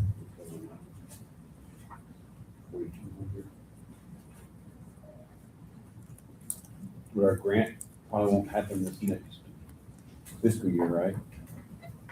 What you were thinking, Judge? Well, we have to be awarded the grant first, and then if we are, the planning phase should take at least 1 year. Yeah, so that grant won't cover anything this next year. I just think we maintain. Yeah, no, that's fine. I just making sure we're on the same page. And then 5809, take it down to $15,000. Done.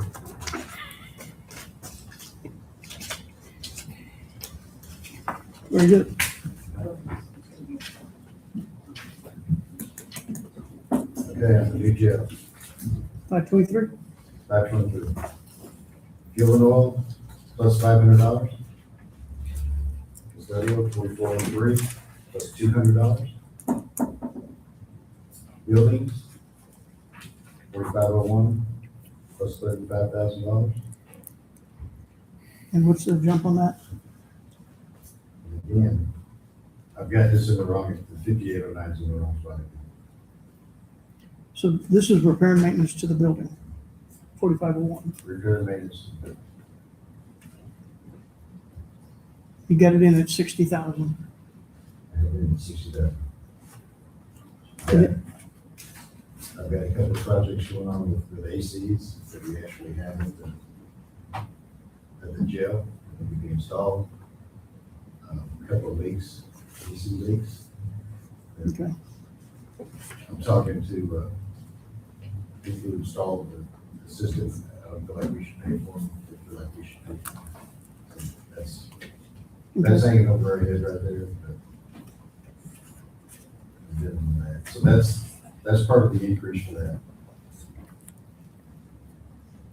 All right. Okay, then, and other buildings, special projects, there's $410,000 in there. So we need to take $410,000 away from 5809. And add that to 4509. Well, it's cinder block dividers in the jail probably has got both in. Yeah, those are in the right category. So all three of them, yeah. Yeah, let's see. So you have it, Jeff. Okay, the fence and canopy around the Sally Port, $140,000. And that's my estimate. I don't have any bids on this because it was too far out. It would change. I know the gate at the mechanic shop is about $25,000. It's going to be about $50,000 just the 2 gates. It's my understanding that we have to have a canopy over the cars that are repoed, that we don't really have right now. And we're going to put a high fence around that total. John, you probably speak to this better than me. But security, it's a security issue. So, and then the fire protection install, get rid of the business system that is obsolete. I've had a verbal on that it's gonna be around $250,000. So that's where we're at on that.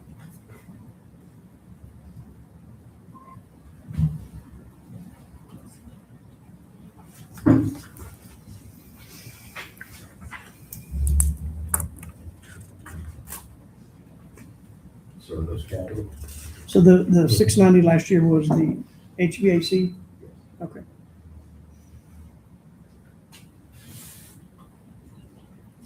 Was primarily that, I guess.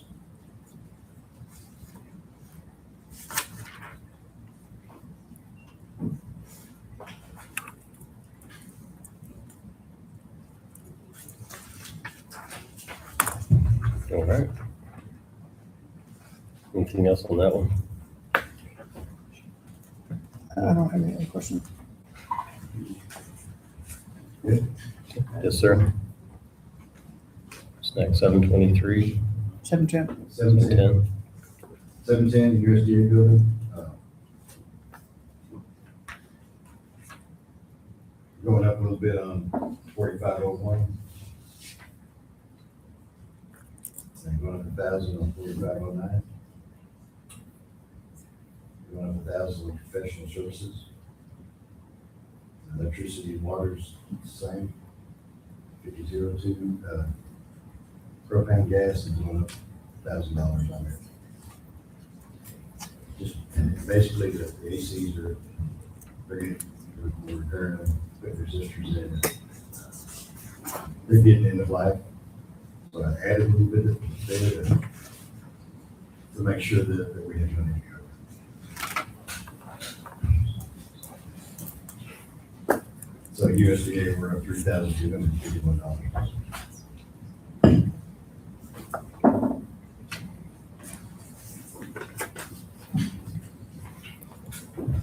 Yeah, we actually moved some money out of that, out of your 4501, or somebody, I mean, you had a budget transfer out of there, so you're not as high. I mean, you initially had 10, I think, in that line last year. Mhm. So I'm just saying you're basically in line with what you were last year, your budget.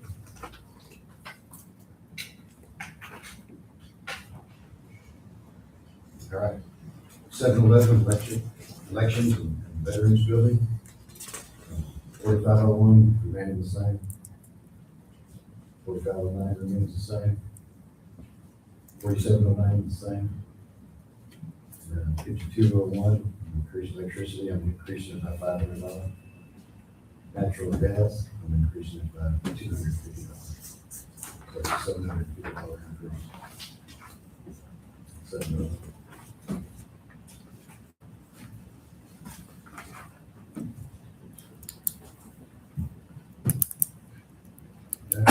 Yeah. 712, this is, the custodial was increased by $5,000. I was asked to bring that over. Mhm. It's just a swap. So that's $5,000. Buildings is even. Other even. Professional services even. Electricity and water is going up by $1,000. So it's an increase of $6,000.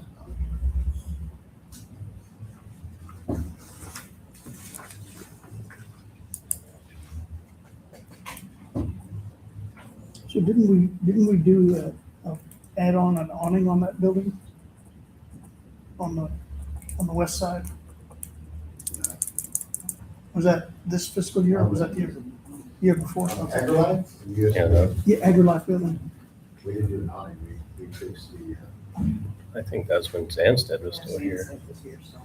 That was what? When John Sandstead was still here. Oh, okay. That was a while ago. So it was the prior fiscal year. Okay.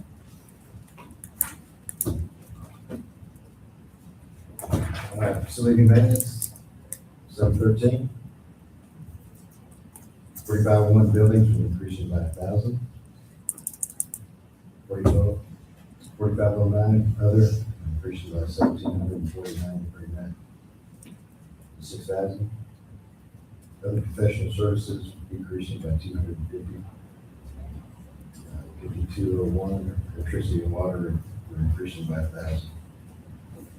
for a total of $3,999.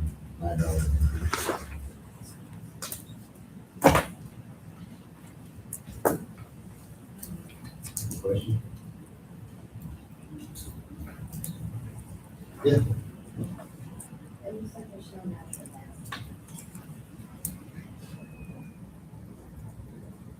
Yeah, I missed that. No, right, it's bad enough. Is that because the Yeah, portable generator, I mean, it's a the generator. generator doesn't have propane or gas to it? That we got, Does. Yeah, I think that was the same discussion last year in the jail, is that we didn't have expenditure, but if we needed it, then we would. But I don't know, I but don't know, is that good pay? We do have a generator. is it run off natural We have gas? two, Y'all don't ever test it? every week. Well, I know I've seen bills, but it must be more than the 45. Oh, I got you. I don't think those bills, I'm not sure. Well, those you would, but is it off natural gas or propane? Propane. So it'd be a tank, Natural gas, butane. you either gotta have tanks sitting there or hooked to the city. There's not a tank in here. So it's natural gas. Natural gas.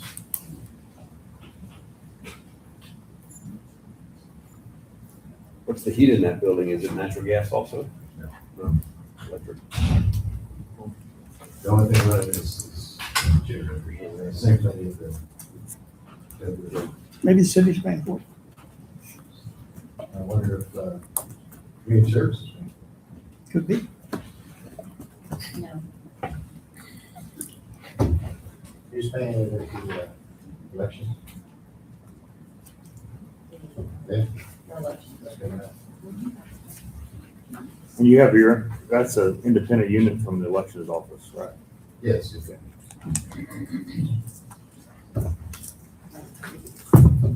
Thanks for everything you do, Jeff. What's that? Thanks for everything you do. It's not an easy task by any means. You got a staff of 25, is that right? No. Yeah. Thank you. You want to go over these? Oh, yeah. He was trying to cut you off.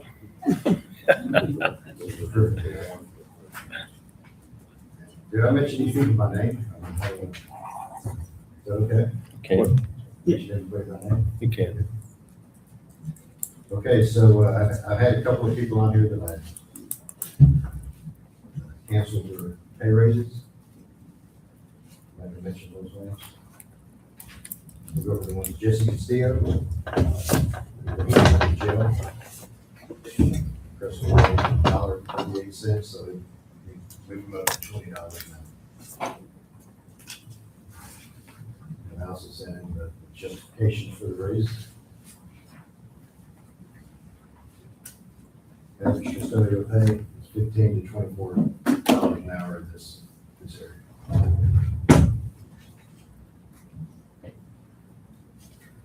Leslie Davis requesting a raise of $1.31 to bring her up to $20 an hour. And, also the same pay rates in this area, $15 to $24 an hour.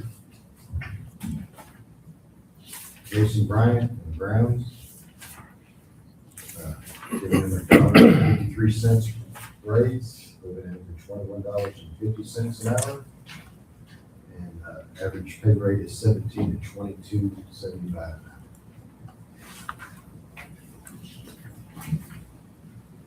Reyes Dominguez, requesting a $2 raise, moving $22 an hour. Average pay rate is $35 to $45,000. This puts him at $45,760. It's entry level position, which he has more knowledge than the position has, so that's how I justified that. Chris Funk, requesting a raise of $2 an hour to bring him up to $26 an hour. Average salary is $65,000, and that would bring him to $1,080.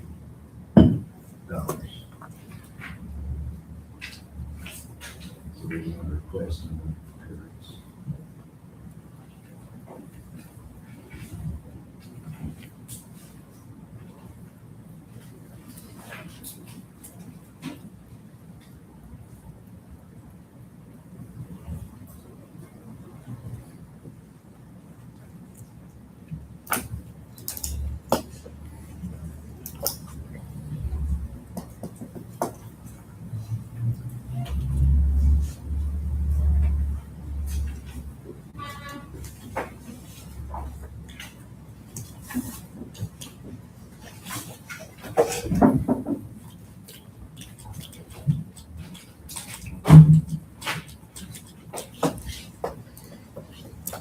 Any questions? I have no further questions.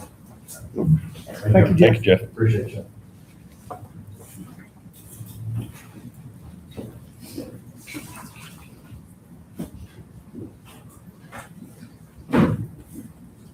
Wow, look at Oh. It's been here. Oh, we're gonna get to skip this one. Take a break. If you would like to, that'd be fine. You know, you only have 15 minutes allotted. I actually only have 10. Okay. Well, that was more than you need. Understood. All right, County Court of Law, Judge Nevins. Good morning, sir. I was getting ready to say, he's not here. All right, I think my budget is quite a bit smaller than everyone else's, so I think I can get done. There's only two main issues that I think that I have. The main change, I couldn't figure out how to print my information that I submitted to you, but I think it's under professional services. 3 years ago, my budget was 20,000. And then, I would say in the last 2 years that the workload in my court has exploded, especially on the juvenile felonies. I had to ask for an additional $60,000 2 years ago. And, so I set the budget this year at 60. And I've had to request an additional, I believe, 73,000. I want to just briefly explain the reason why, is that with these first, second, third degree felonies that I'm receiving in the juvenile court, if they are indigent, it is incumbent on me, when appropriate, making sure that it's fiscally responsible, but be able to provide them expert witnesses. And as the court, and I have a gag order on certain cases, and I can't go, I don't want to violate my own gag order. But we have some very, very serious matters. I have kept juveniles in detention for extended period of time. I think that when this year is done, I may be pushing $200,000. And so the question that I asked myself, I believe that I asked for 80. Is that what y'all have? 100. 100? Okay. It may be more than that, but I'd rather not put $200,000 in like it was for this year, because I think this year may be exceptional, but I also believe that it's becoming the new as the county too. And so I believe that $100,000 hopefully will cover it. But I figured that if it doesn't, then we can do what I've done in the past, is come down and ask for more. I simply cannot make my judicial decisions based upon monetary reasoning. I have to follow the law. My decisions have to be the best I can make in what is justice, and some are mandatory. And I don't want to be confined. If I need to hold somebody in the community for the safety of the community, I'm going to do it. So So that really is all my other numbers are essentially the same, maybe a little deviation here and there. But the other thing that I asked for is that the Texas courts have new rules that each court is being judged by the Office of Court Administration on our efficiency. We have to dispose of 90% of our cases within a year. If we don't dispose of 90% of our cases, then funding is cut. And I'm not talking the 90% CJIS. I'm talking about each individual court, 216th County Court of Law, that we must dispose of 90% of our cases. If we don't, state grants are cut off to all governmental entities and to all 501c3s within the county. To keep my court moving at the fast pace, and right now, my court is, it changes, but I'm about at the 120% closure rate. So I'm closing more cases than I receive. It slows down under certain circumstances, but generally, I'm closing more than I receive. And that is all because of my coordinator. She, I believe that I closed around 800. Right now, I think I have around 648 cases open. She does both my criminal docket, my civil docket, if I have any probate, and also my juvenile. I'm on the bench almost every day of the week. And when I'm on the bench all day, she is essentially taking care of everything for me, including all the motions, the proposed orders, everything that I get reviewed. She has organized for me so that I can sign them before court, at lunch, and after court. And I reached out to Judge Patillo. It seemed like they were getting into curve. And this is not going to be, it's going to be less than curve. I'm asking for $73,000. It's less than curve. It's less than the court administrator in curve that runs both the civil side only of the 198 and 216, and she's in the 80s. And based upon my court running so efficiently, Christy Pressler is absolutely outstanding. I think she's one of the best coordinators in the state, and so I with the importance of her position, I'm asking for essentially $3,000 more than I think the COLA would have given her. And I'm happy to answer any questions. So 5403 office equipment is empty. Is that something that y'all will fill in? Okay. And then there was another one here.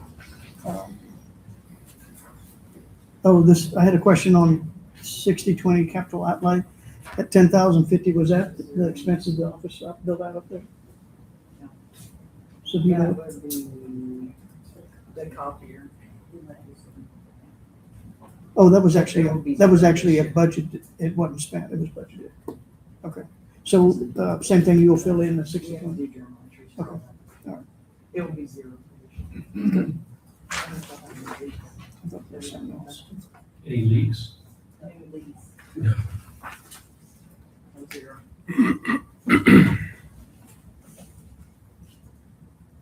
Since the clerks, the county clerk and the district clerk, both are clerks for my court, it's their supplies. I have very little supplies demands. They clerks take care of everything.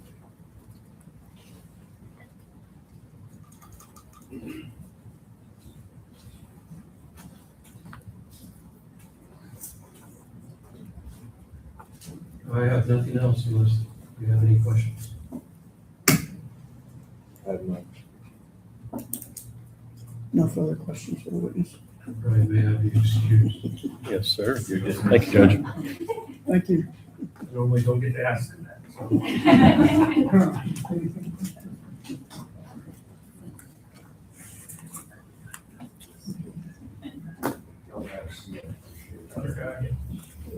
It's all right.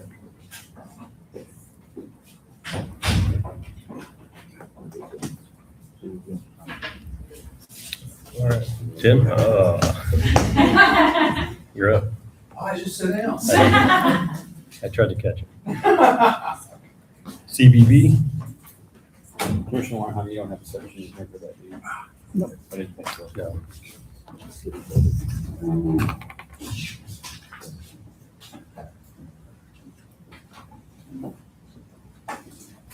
Good morning.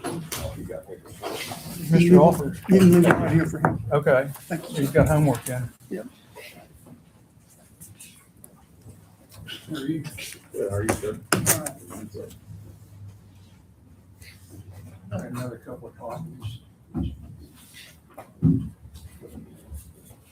One copy?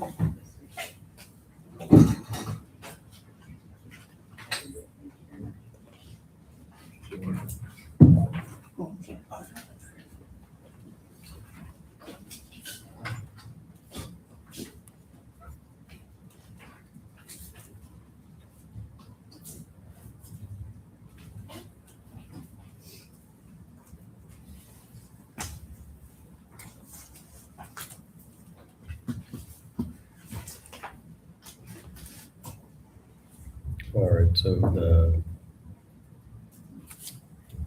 sorry, I said CBB, this is EDC. Yeah, there's a little confusion there. Yeah, it's wrong on the agenda, or on the memo that was sent out. Yeah, they tried to get me to present her decision, to do that. All right, so on the budget is 10,685,5510 is our EDC budget line. All right, Tim, if you just want to go ahead and explain. Yeah, no, good morning. I emailed exactly what I handed out, hard copies of, just now to the judge and my county liaison, Commissioner Alford, a couple of weeks ago. So,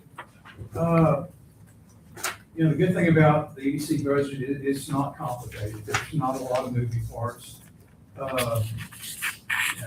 You know, it's a hybrid budget. Y'all contribute half of our funding. The city contributes half of the funding. Each amount's $132,000 a year, $33,000 a quarter. We've operated on that level of funding for the past, including this year, 3 years. And I'm here today not asking for any more money. We can make it a fourth year on that same level of funding. You know, there's not much fluff left, really any fluff left in my budget. Every year I whittle a little more on it, and you know, the numbers don't move much. You know, I think our overall increase, the total expenditures projected for next year is up like 2.3%. So I think that's pretty reasonable. Like I said, there's not a lot of moving parts in my budget. Probably 85+% of my of the EDC budget goes to pay me and my benefits. You know, leaves enough money for other programming and other things we need to do. So, you know, this year we may actually spend all of the funding that we get from the city and the county. I'm projecting like about a $2,000 budget deficit for fiscal 27. I think that's probably going to be pretty accurate. Now, if something comes up that we're not anticipating, we've got reserves that we can use to accommodate, you know, any unforeseen expenses. But my thinking was, until we start spending all the money that we've been allocated, there's no reason to ask for any additional money. So this will be the year that happens, and next year, you know, I may be here asking for a modest increase in money. We'll address that a year from now, but you know, today we're good. And see what other questions y'all might have. So if you haven't been spending that money, do we allocate you and actually send you the 132, or do we just pay for what you use? No, we pay us quarterly, and it's based on the funding commitment of a total of 132. So do you carry reserves then? Yes, Okay. that was the point I was forgot to mention. We went in quite a while before this last funding increase, because I hate asking for money. And so I ended up kind of going way too long. And I remember Judge Stray at the time said, Tim, don't do that anymore. Come back and ask for more money more frequently, less money more frequently. And so part of what we've been doing is replenishing those reserves. Mhm. So, one of those reports shows you what our total cash is. That's not all reserve. That includes what's, in operation, the operation account. I think, based on our burn rate, we've got about 9 months of reserves. So I don't think that's excessive, but that's where we are. And that's where the surplus has been going over the last 4 years to replenish those reserves.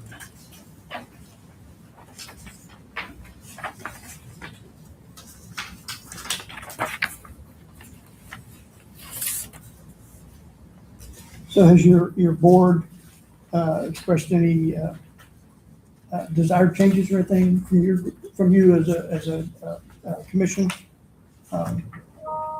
In terms of I guess- programming or what? Well, the mission is, or- I'm wondering if they are happy with the way things going. Are they saying you should ask for more budget? Should you do anything different, or are they good where you're at? So, I'm assuming they're saying they're good where you're at, but.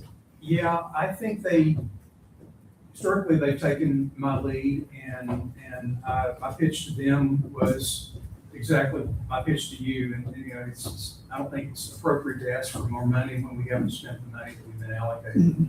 But, with their warning that that may change next year. So, yeah. And we're not planning to do anything crazy or anything much different. And I think they're happy with me, I'm happy with them. And the city's reasonably happy with us. I hope you all are. So it's been a pretty good year so far.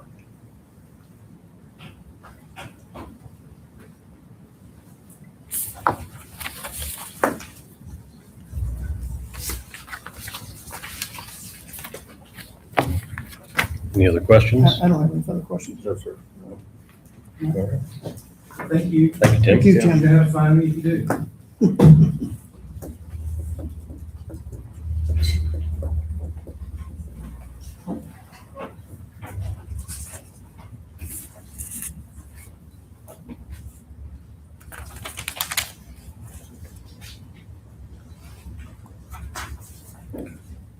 Okay, CBB.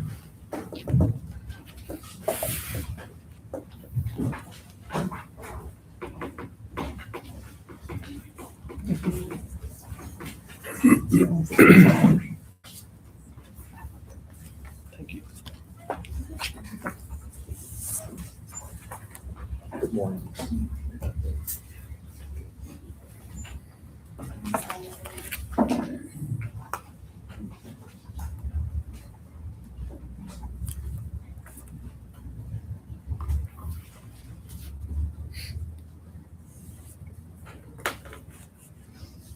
Good morning. Good morning. So the paper might still be hot, so we got that all done this morning.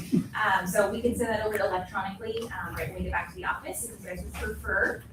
I can walk you through my long tenure of 2 months in and how I've budgeted for the next year. Just wanted to run through some of the highlights of any increases or decreases that we had. One of the first ones obviously is salaries. That went up. We're budgeting for 15% increase. We're adding 2 new staff members, and the staff have not received any increases since 2023, so we budgeted 3 to 5% increases for them. Bonuses will be performance bonuses moving forward, so if you do not hit the goals established on those performance bonuses, you would not get those paid out. Insurance, we are still waiting on the rates for our insurance, so those could change, but this was just a working budget that we are working through. Recruitment and staffing expenses, obviously that will drop tremendously as we aren't having to hire for a CEO, because you're stuck with me for the next 3 years at least.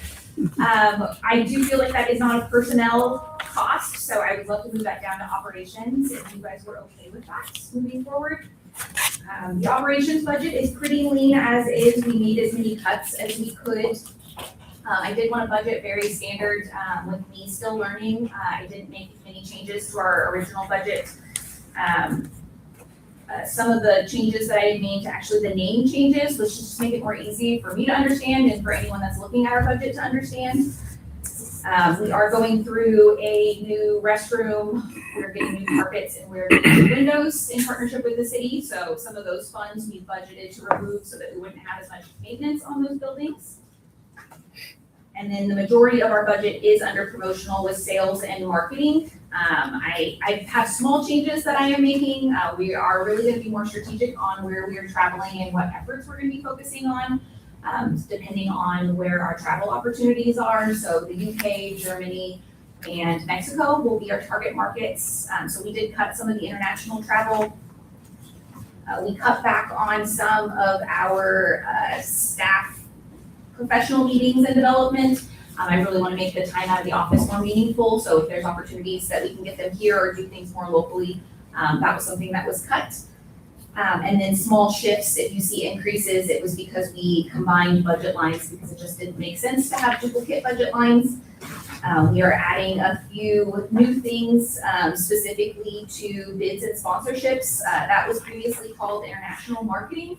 It was called marketing sponsorships. I would love to use those funds for our sales team. If there's a bid opportunity for us to bring a group in that's focused on bid week, we would be able to offset some of those travel costs or hotel costs, making sure that the return on investment is there. But if it's a $5,000 sponsorship, I wanted to be able to have the sales team to have that at their disposal. So you mentioned something about some refurbishment in your old office. So do y'all lease the building from the city? Yes, we pay rent. Okay, so is the city making those changes or are you having to fund those upgrades? We are funding the bathrooms. They are gonna do the windows and the carpet. Okay, so the bathrooms end up being spent out of the dollars that we contribute? Bathrooms and carpet are coming from our reserves. Okay.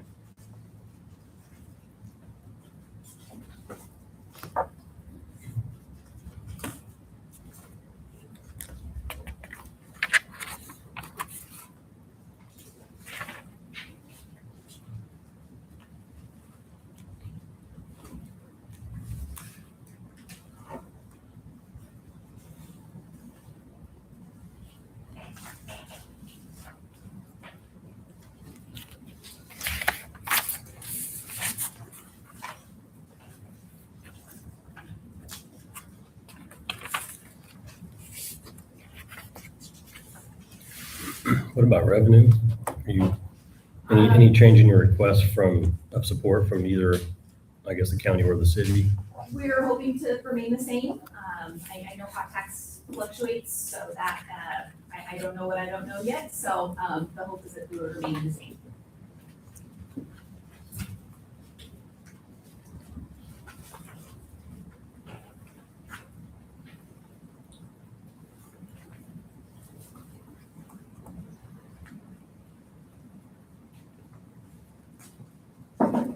So y'all, if I read this right, you've got $2.9 million in reserves? Yes, sir.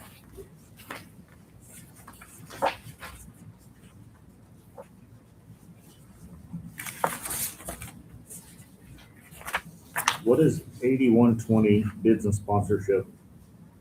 Those are those funds for us to be able to use with the sales department, for groups that are coming in to be able to offset some of their costs. If a $5,000 sponsorship is gonna get them to book 3 days in town, then the sales tax and the hot tax is gonna far exceed that.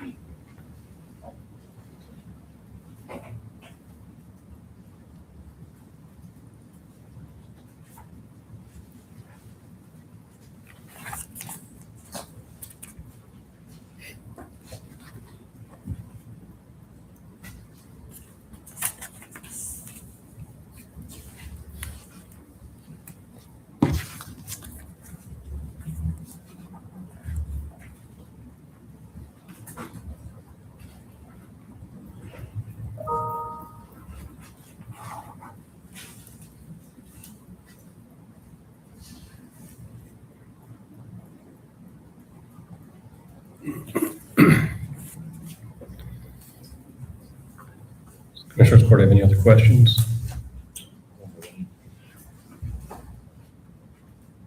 Anything else? Anything else you want to, sorry, anything else you want to present or No, discuss? that was everything. Just wanted, if you guys have any additional questions, if we can get that to you electronically too. So are you still happy you took the job? Yes, I am. I wish I was a little farther in, so I was a little bit more aware of what's going on, but I'm doing the best I can. Well, we're happy to have you here. So. Thank you. Very good to be here. All right, thank you.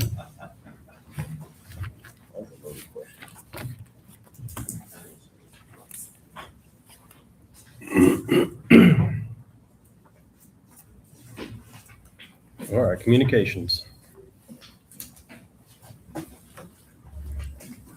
Morning. Good morning. Try to be quick as I know it's getting close to lunch. So I wanted to start out, just as a reminder, I'm sure most everybody knows, but our budget is previously half and half.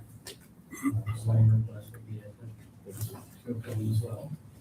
I'm sorry, what's your department number? 504.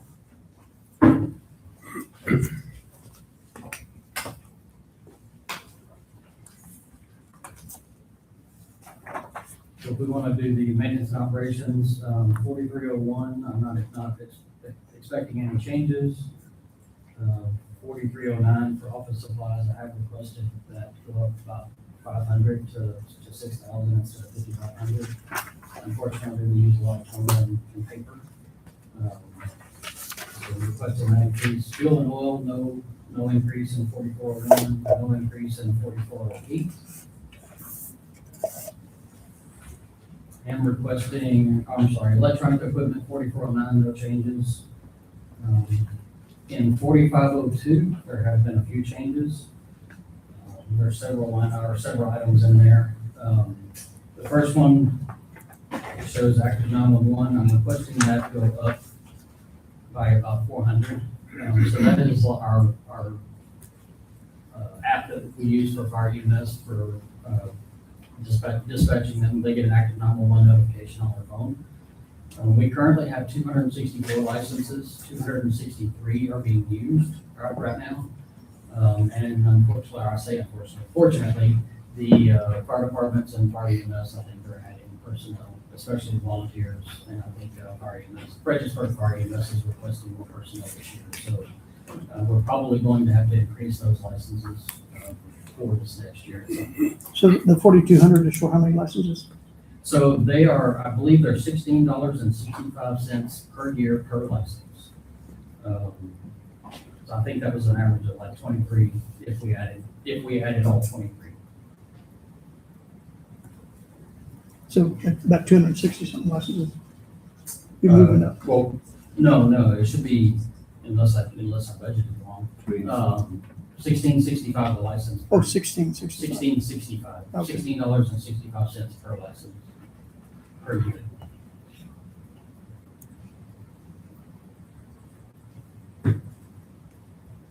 It's 252. Okay. I didn't agree, didn't think it would be that much. So $400 increase is that much? No, I was just trying to understand how many additional license subscriptions you were targeting. So.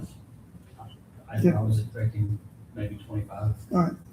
So unless I did that wrong. No.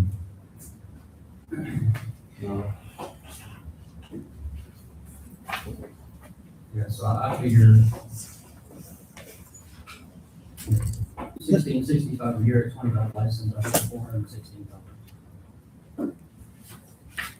So your 4,200 total will get you 252 licenses. Are you talking about $16 or $16? $16.65 per year per license. Okay. So 4,200 only makes 252 and a quarter.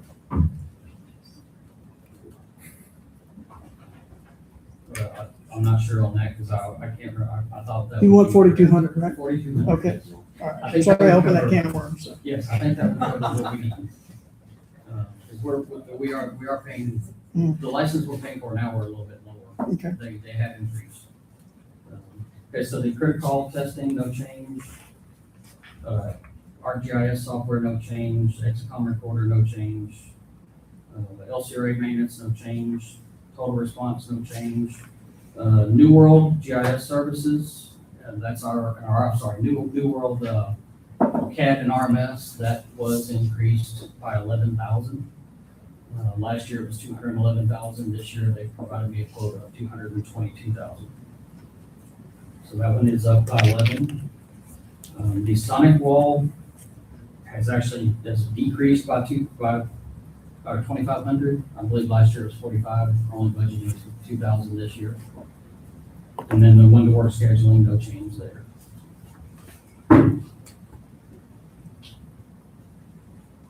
So the net effect is about 6,000, looks like. Correct. Okay. So on the automotive road equipment, no change. 4704 medical staff, I have requested to increase that to 2,500. We're currently paying a little less than $500 every time we send our applicant for for psychological. I believe the sheriff's office is using someone different, but the price is about the same. So that would account for about five applicants for the year. 4709 other professional services, no change. 4801 telephone, I'm requesting to increase that by 500 to 3,500 a year. If the court recalls, we were paying Tom Sherbon a stipend for his cell phone, but recently we've actually provided him with a county phone. So his stipend went away, but this would cover the increased cost for his cell phone, along with the other items that are in that line. Mm-hmm. Radio service, I think I put 9,500, we can keep that at 9,000. You want to change that to 9,000? Yes, sir. Okay. 4902, travel, training, and conferences, I'm requesting to up that to 11,000 from 8,000. We have three of our dispatchers are currently working as, and have been certified as hostage negotiators. That training is pretty frequently, and they do train out of town. Sometimes it's local, sometimes it's in other places. But in order to keep them certified, there is an additional cost for training. And also, I would like to continue to send my personnel to continuing education courses as well. We do have, I think, a couple that are coming up. I would like to send one in September to a training, and then another one in November. That it's a week-long training that's all inclusive for the training. But it's like $1,500 or $1,600 for that training. I'd like to send her to that. So I'm requesting to increase that to 11. 5001 as legal notices, no change. Office equipment. So this may be in a different line item. I've budgeted 1,600. I have it budgeted for the copier, but it may be in 80-20 or 80-25. So it will 100% of it go there? Or No, $135 will stay plus overage and any copier.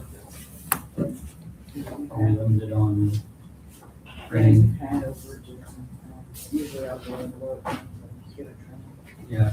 so we'll put like 250 in there or 300 or something? So 4503 goes to 250. And then you'll move that down in what, 80-20 or whatever it is? 80-20, Okay. All right. 5601 bond and notary fees, no change there. Dues, I have requested to increase that by $50 to $250. Again, the hostage negotiator, there's an annual fee for those personnel.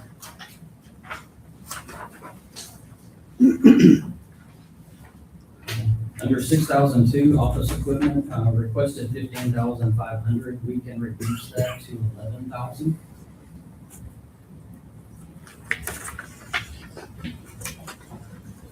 I've requested headset replacement and radio base headsets replacement. We haven't replaced those. The ones we currently have were in use when we moved into the building in 2015. But in talking with ACOG, they will pay for those.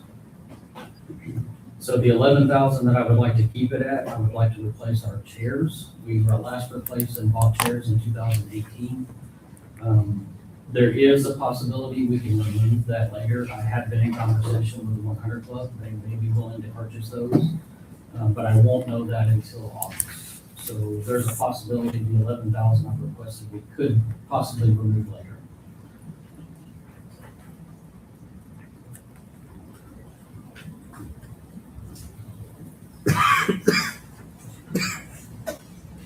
And then I believe in 8025, there's 7,700 for our Geocom. I'm not sure what else goes in here. Yeah, so 8020 is 29,055. 29,000. 255. And that's Geocom in your chart copy. Okay.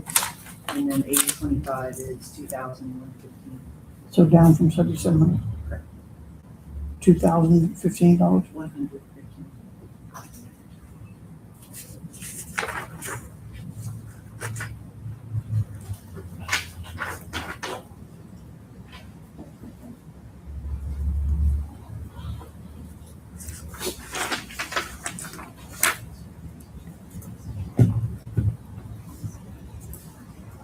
I believe that's all on maintenance operations.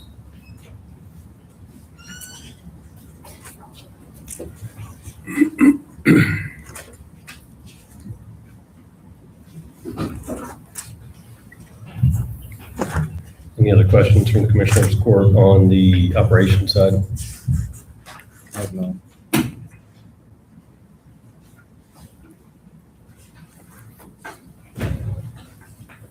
Yes, if you want to go into your personnel requests. So for personnel requests, I am requesting $1.50 an hour per employee. To try to keep us comparable with like Kirk County and Blanco County. Currently, our base rate is $24.01 an hour. That is our base advertised rate. Kirk County is at $27.98, Blanco County is at $27.35. I believe Kerrville PD is at $24.41. So I'm requesting that $1.50 per full-time employee and part-time an hour. I feel it's better to try to keep our personnel rather than train. I think we pay a lot more in training. I do have one personnel that has been in training since October 1st of last year. He's going to get out hopefully this month. That's almost a year's worth of training. I think if we pay them at a rate where we can keep them and not go through those training costs would be better.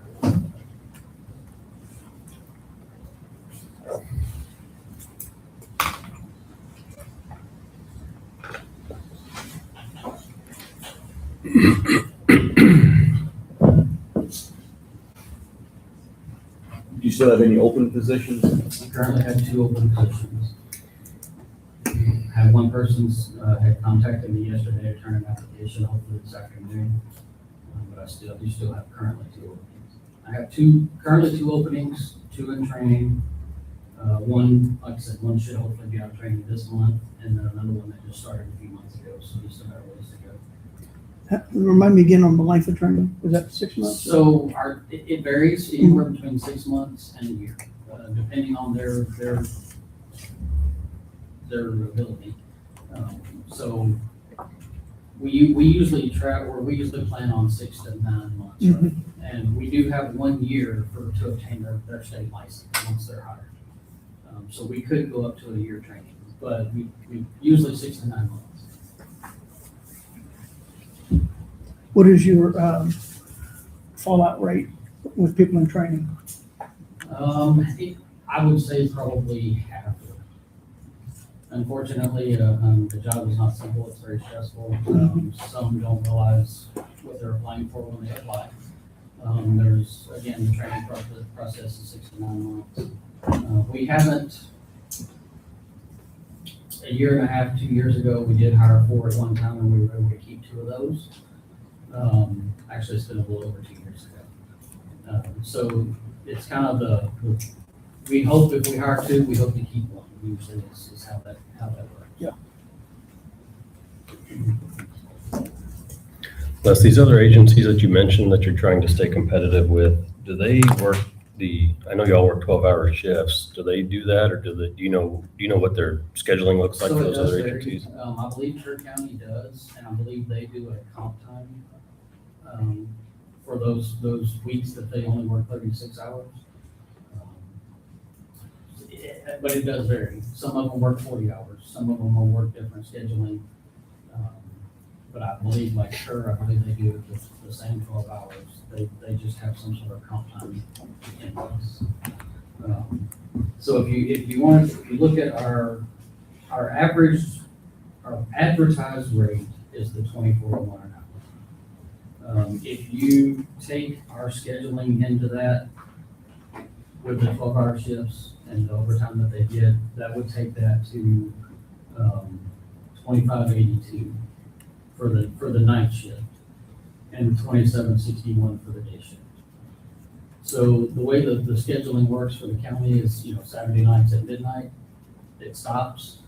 And my crew works Saturday nights, obviously, since we're 24 hours. So when they come in at 6 p.m. on Saturday, that pay period for them stops at midnight. So my night shift actually works 42 hours per week.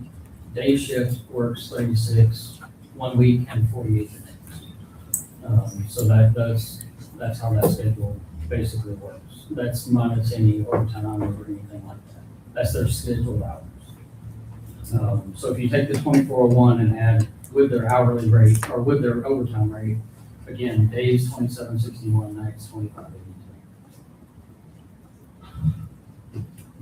So there is a difference there based on what schedule they're on. Do you have people that rotate in between day and night, or do they usually stay on Usually which they one they stay. want? We don't do a forced rotation every 3 to 4 months like some do. Basically, it's worked out really well where everybody that's on days stays on days and everybody that's on nights stays on nights. If they want to change, if somebody requests a change, we try to make that happen. Usually they work it out between themselves, but that hasn't happened in quite a while. But any changes that we do, it's on a one-by-one basis.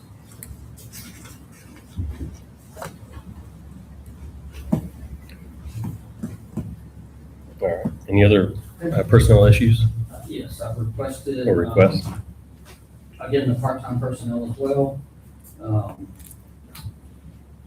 also requesting $5 an hour for myself, for all the work that I put in. It's hard to compare my job with other agencies because we're a combined communication center. Most of your dispatch agencies are under law enforcement, sheriff's office, police department. Most of them they may have a dispatch supervisor, but they have like a lieutenant or somebody over them. So it's really kind of difficult to compare. There's not many dispatch centers out there like we are that are combined and have directors. There are a few, but there's not many. And then one of the other things that I'm not sure if it's in your packet, I believe it is. Lynn can maybe tell us for sure that it is the night differential. We talked about just a minute ago the difference between the overtime rate or the pay rate between night and days. Basically, it's $1.80 an hour difference that days are getting paid overnight. That roughly works out to $312 a month difference. A lot of agencies do night differential pay. I'd like to see if we could start looking at that. I think we should put it in as a stipend, not as part of their hourly rate. And the reason why I say that is because if there is a change, if somebody does move from days to nights, I believe it would be easier on HR and everybody else to move that stipend rather than their hourly. So that basically works out to about $312 a month difference.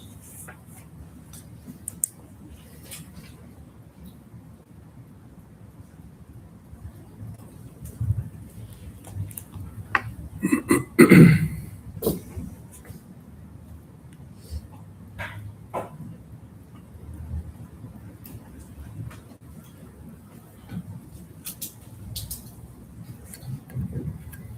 again, with all that, with those changes, I believe if my numbers are correct, it would be about 100,000. Maybe a little bit over 100,000. And again, that's a shared cost.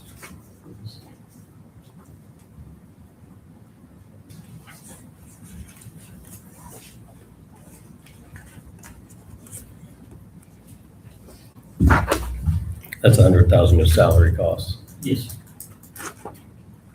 Not benefits, just salary. Yeah, just the salary Okay. portion, not maintenance and everything, not the total. All right.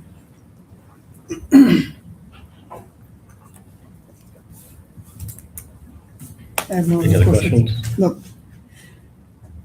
All right, Les, anything else? No, thank you. All right, thank you.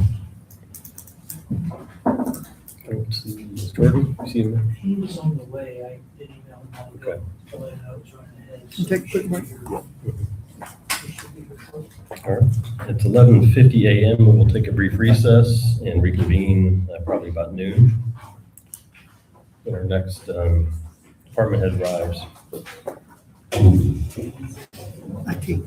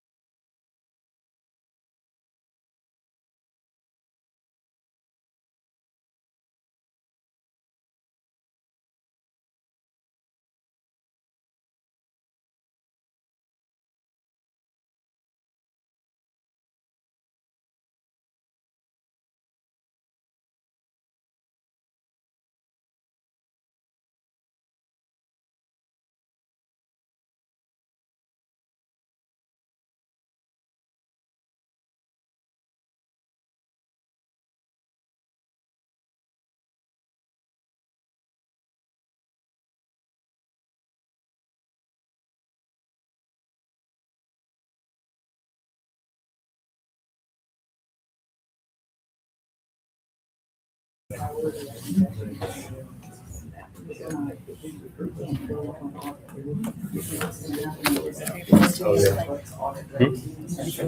I think we're ready. And they'll give us either a yes or no. Yes, a price. But I can do that until, I mean, yes, that we just wrong, but I mean, if nobody, because I kind of figured Chad was probably good for it. I kind of got that he was shoving that on me. Now maybe he's changed his mind, but that was a discussion. Jordan, you have a copy of your budget to go over? Huh?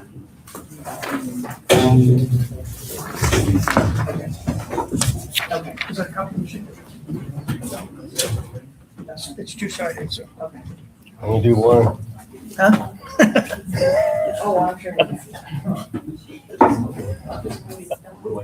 Well, and some of it probably doesn't make sense because you don't have a background. I've been on here for 30 days straight, doing 73 pages now. And then later on, I'm like, oh. Yeah, I wonder if that even has the capability to do that, that fast.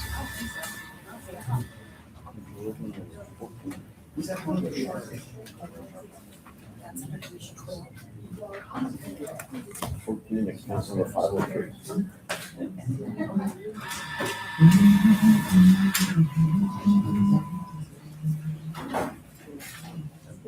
Jordan, we're gonna pick the person up, just need two to go.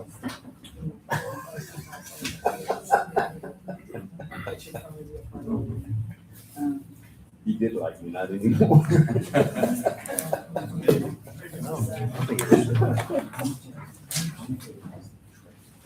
Yes, I think so.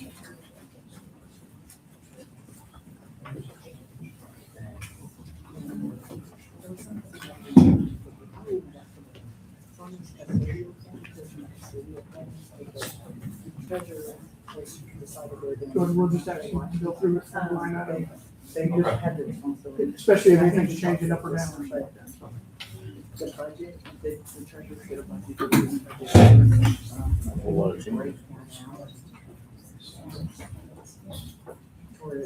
Because every time when we were getting the treasurer putting in. We have to put that code, so that makes one of us go down and put in code.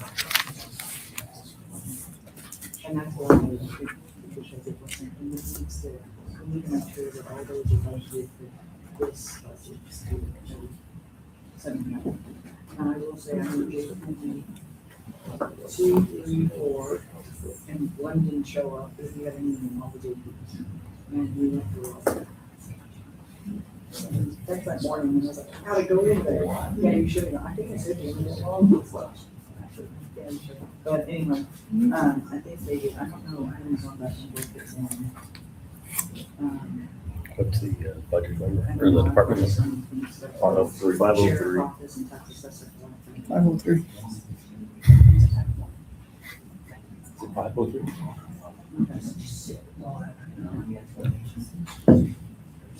All right, it's 12:05 PM. We're going to reconvene the Commissioners Court meeting on budget workshop. The next department is information. It's information systems on the budget. It's Department 503. We typically call it IT. Good afternoon, Jordan. Afternoon.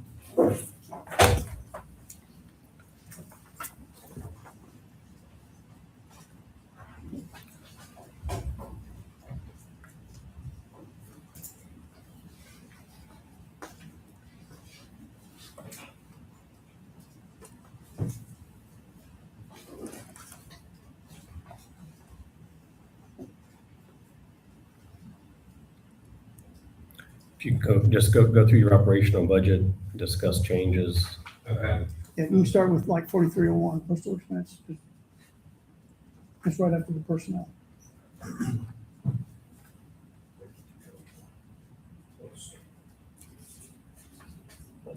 3/4 way down that first page. Yeah.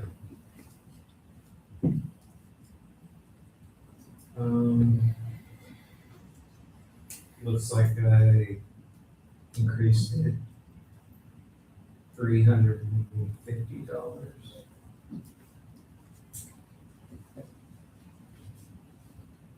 Is that for shipping stuff back or what Yes. mostly? Yes, So it's a lot of FedEx stuff, huh?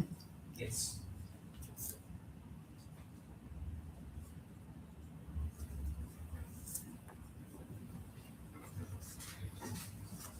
Okay. 4309? I think that the 43, not the batteries, but the 4301, I think, does the jury, the jury mailing. Oh, yeah, so. Like we load like $5,000 on there for the jury, when they mail out the jury Okay. summons. Yeah, I think I just adjusted that for inflation. Well, you were at 56.50 already, so. Spent about $5,000. I think we put a chunk on, we put like we prepay. This one's not working either. We prepay to load credit on there. Here you go, Judge. Jeez. We prepay to load credit on that account for the mailings ahead of time.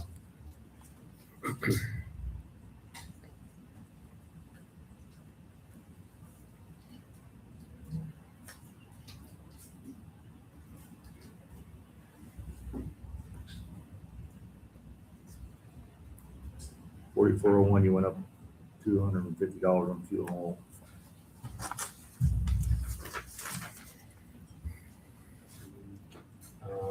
Yeah, and that also was just a guess on the fact that fuel prices are going up, so.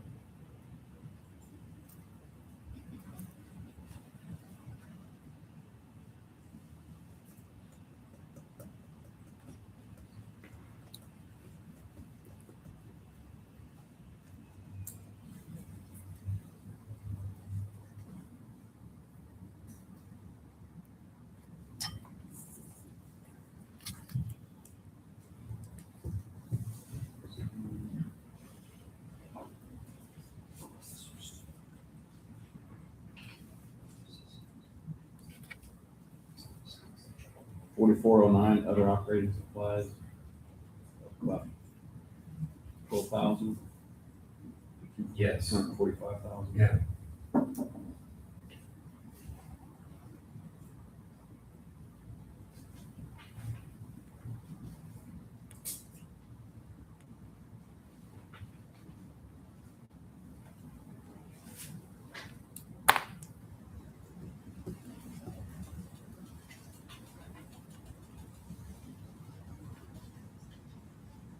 So what all was in that other operating supplies, Jordan, that you had to go up?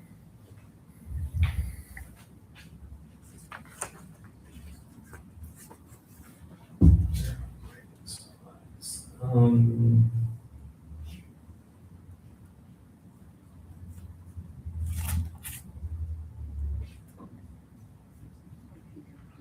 Yeah, I mean, this year was to buy laptops, cell phone cases, the Meraki subscription.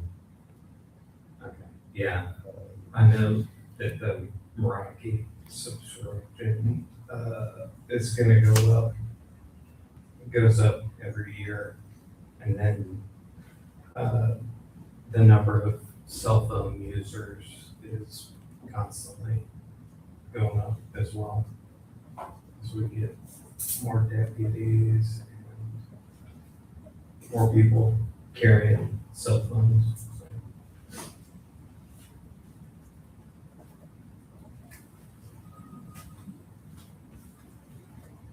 Do you have any plans to do like a replacement of desktops or laptops that you're cycling this year? Or I don't know if y'all are on the program to do those, or if you're just doing them as needed. It was kind of planned before, but right now we're just doing it as needed, so.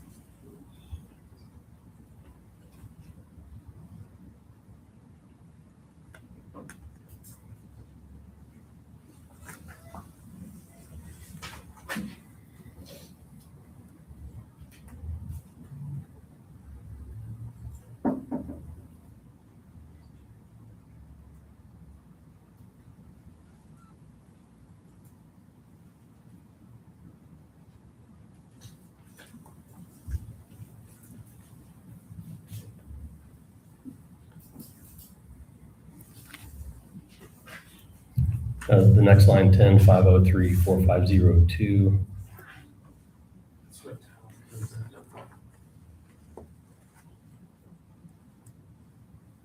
That's the biggest one.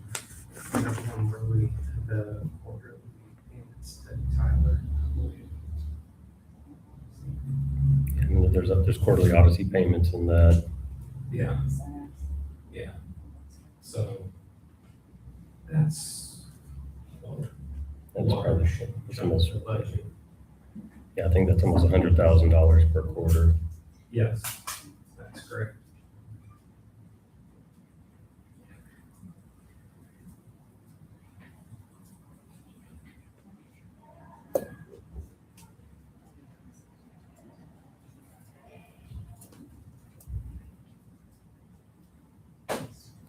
Is there any planned increase that you're aware of on the Tyler subscription as far as cost, an annual increase? Or Dale, are you aware of anything Dale, are you aware of any increase in our fixed annual increase in that? Nothing that I know of. We've got some projects that are going on that I think they're already included. I think they've already been contracted signed. Okay. They just need to install right now. Okay. I mean, a lot of those softwares, they all have built-in escalations in them, so we may have to budget a little more than that.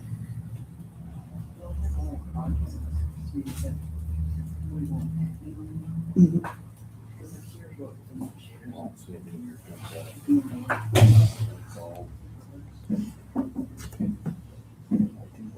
Some stuff is special projects, there's not.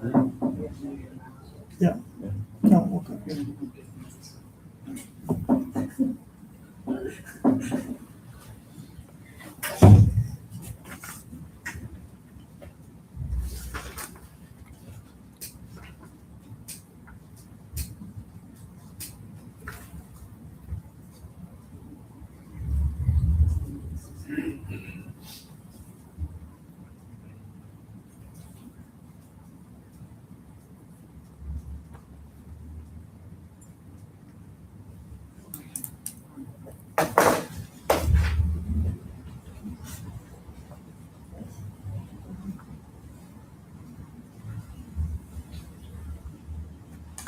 Jordan, do you foresee us having to replace any large equipment like servers or any of those things that are, anything that's due for replacement? I did talk to Dell and, none of the servers that we have right now are like in need of immediate replacement, so. And we have failovers, so.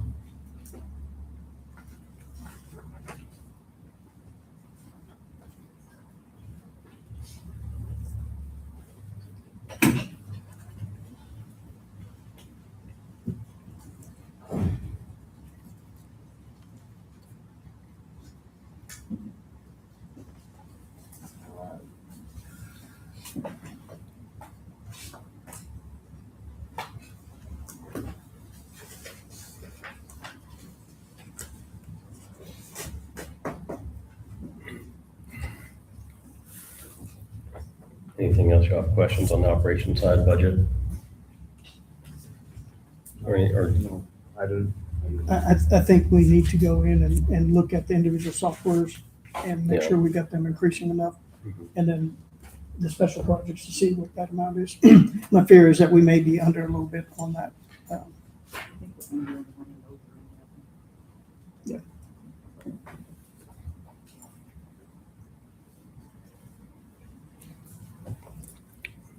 Are you talking about the 4502 line? Yes, 4502.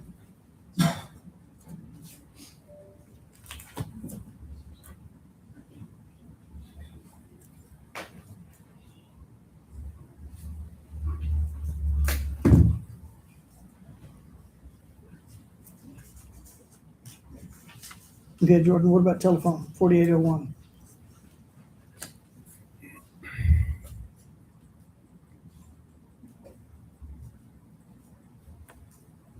Does it have to do with, I'm sorry, Les's budget? Is his stuff in there? I don't know what all is in here, but we're spending at a run rate of about 185,000 this year. Yeah, I mean, it's our fiber optic leases, our internet, probably all the wireless phones. So that one I raised because I'm expecting that one to go up.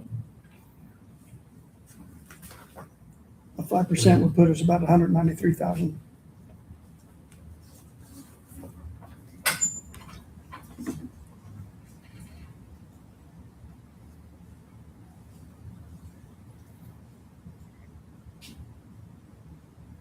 Has the city given any indication they're going to change or increase their rates for a fiber optic lease?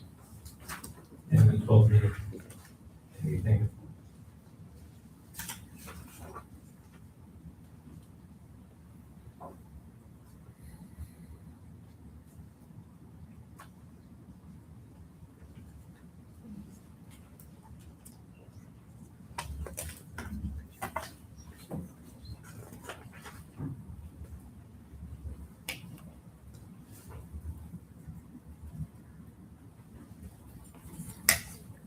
What was your number, Commissioner? 190 something?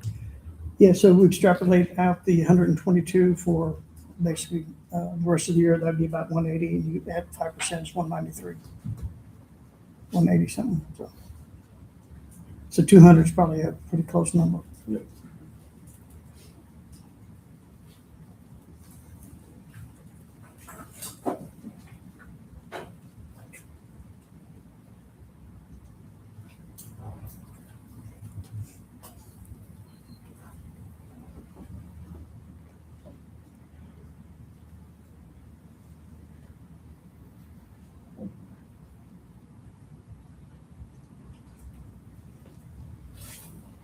All right, anything else on the operations for IT? I don't have any. Commissioner Weinheimer, what were you thinking on 4502? More than 725, 725,000, or 5%? I think we need to break it down and go look at it. So, Closer. yeah, I'll work with Jordan. We'll pull out all the individual leases versus one-off things, look at the increases on those leases, and then recalculate that number. That'd be good.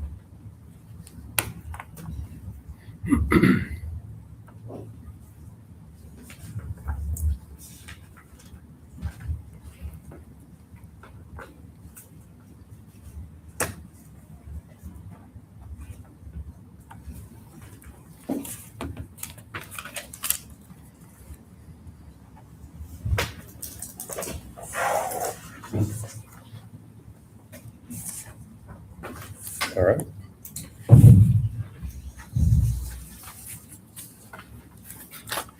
So we can revisit this at one of the future workshop meetings we have. We can just put it on the end of one of those to come back and get more specificity, particularly on that 4502 line.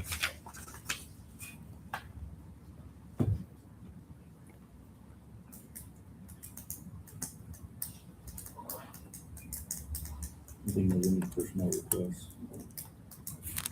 I think. There wasn't anything. Okay. All right, anything else, Jordan? No.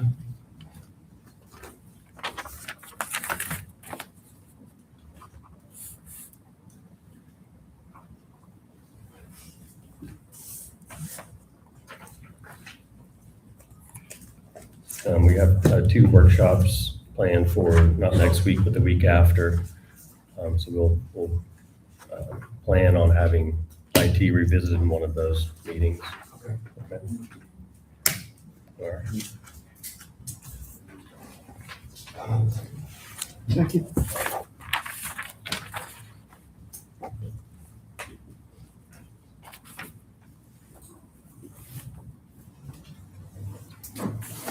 All right, Commissioners, that's every department we intended, I think, to discuss today, unless I missed one.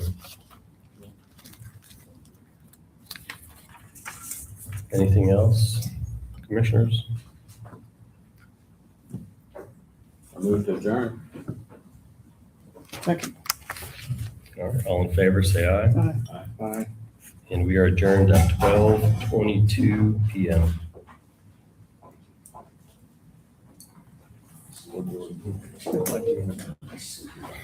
Yeah.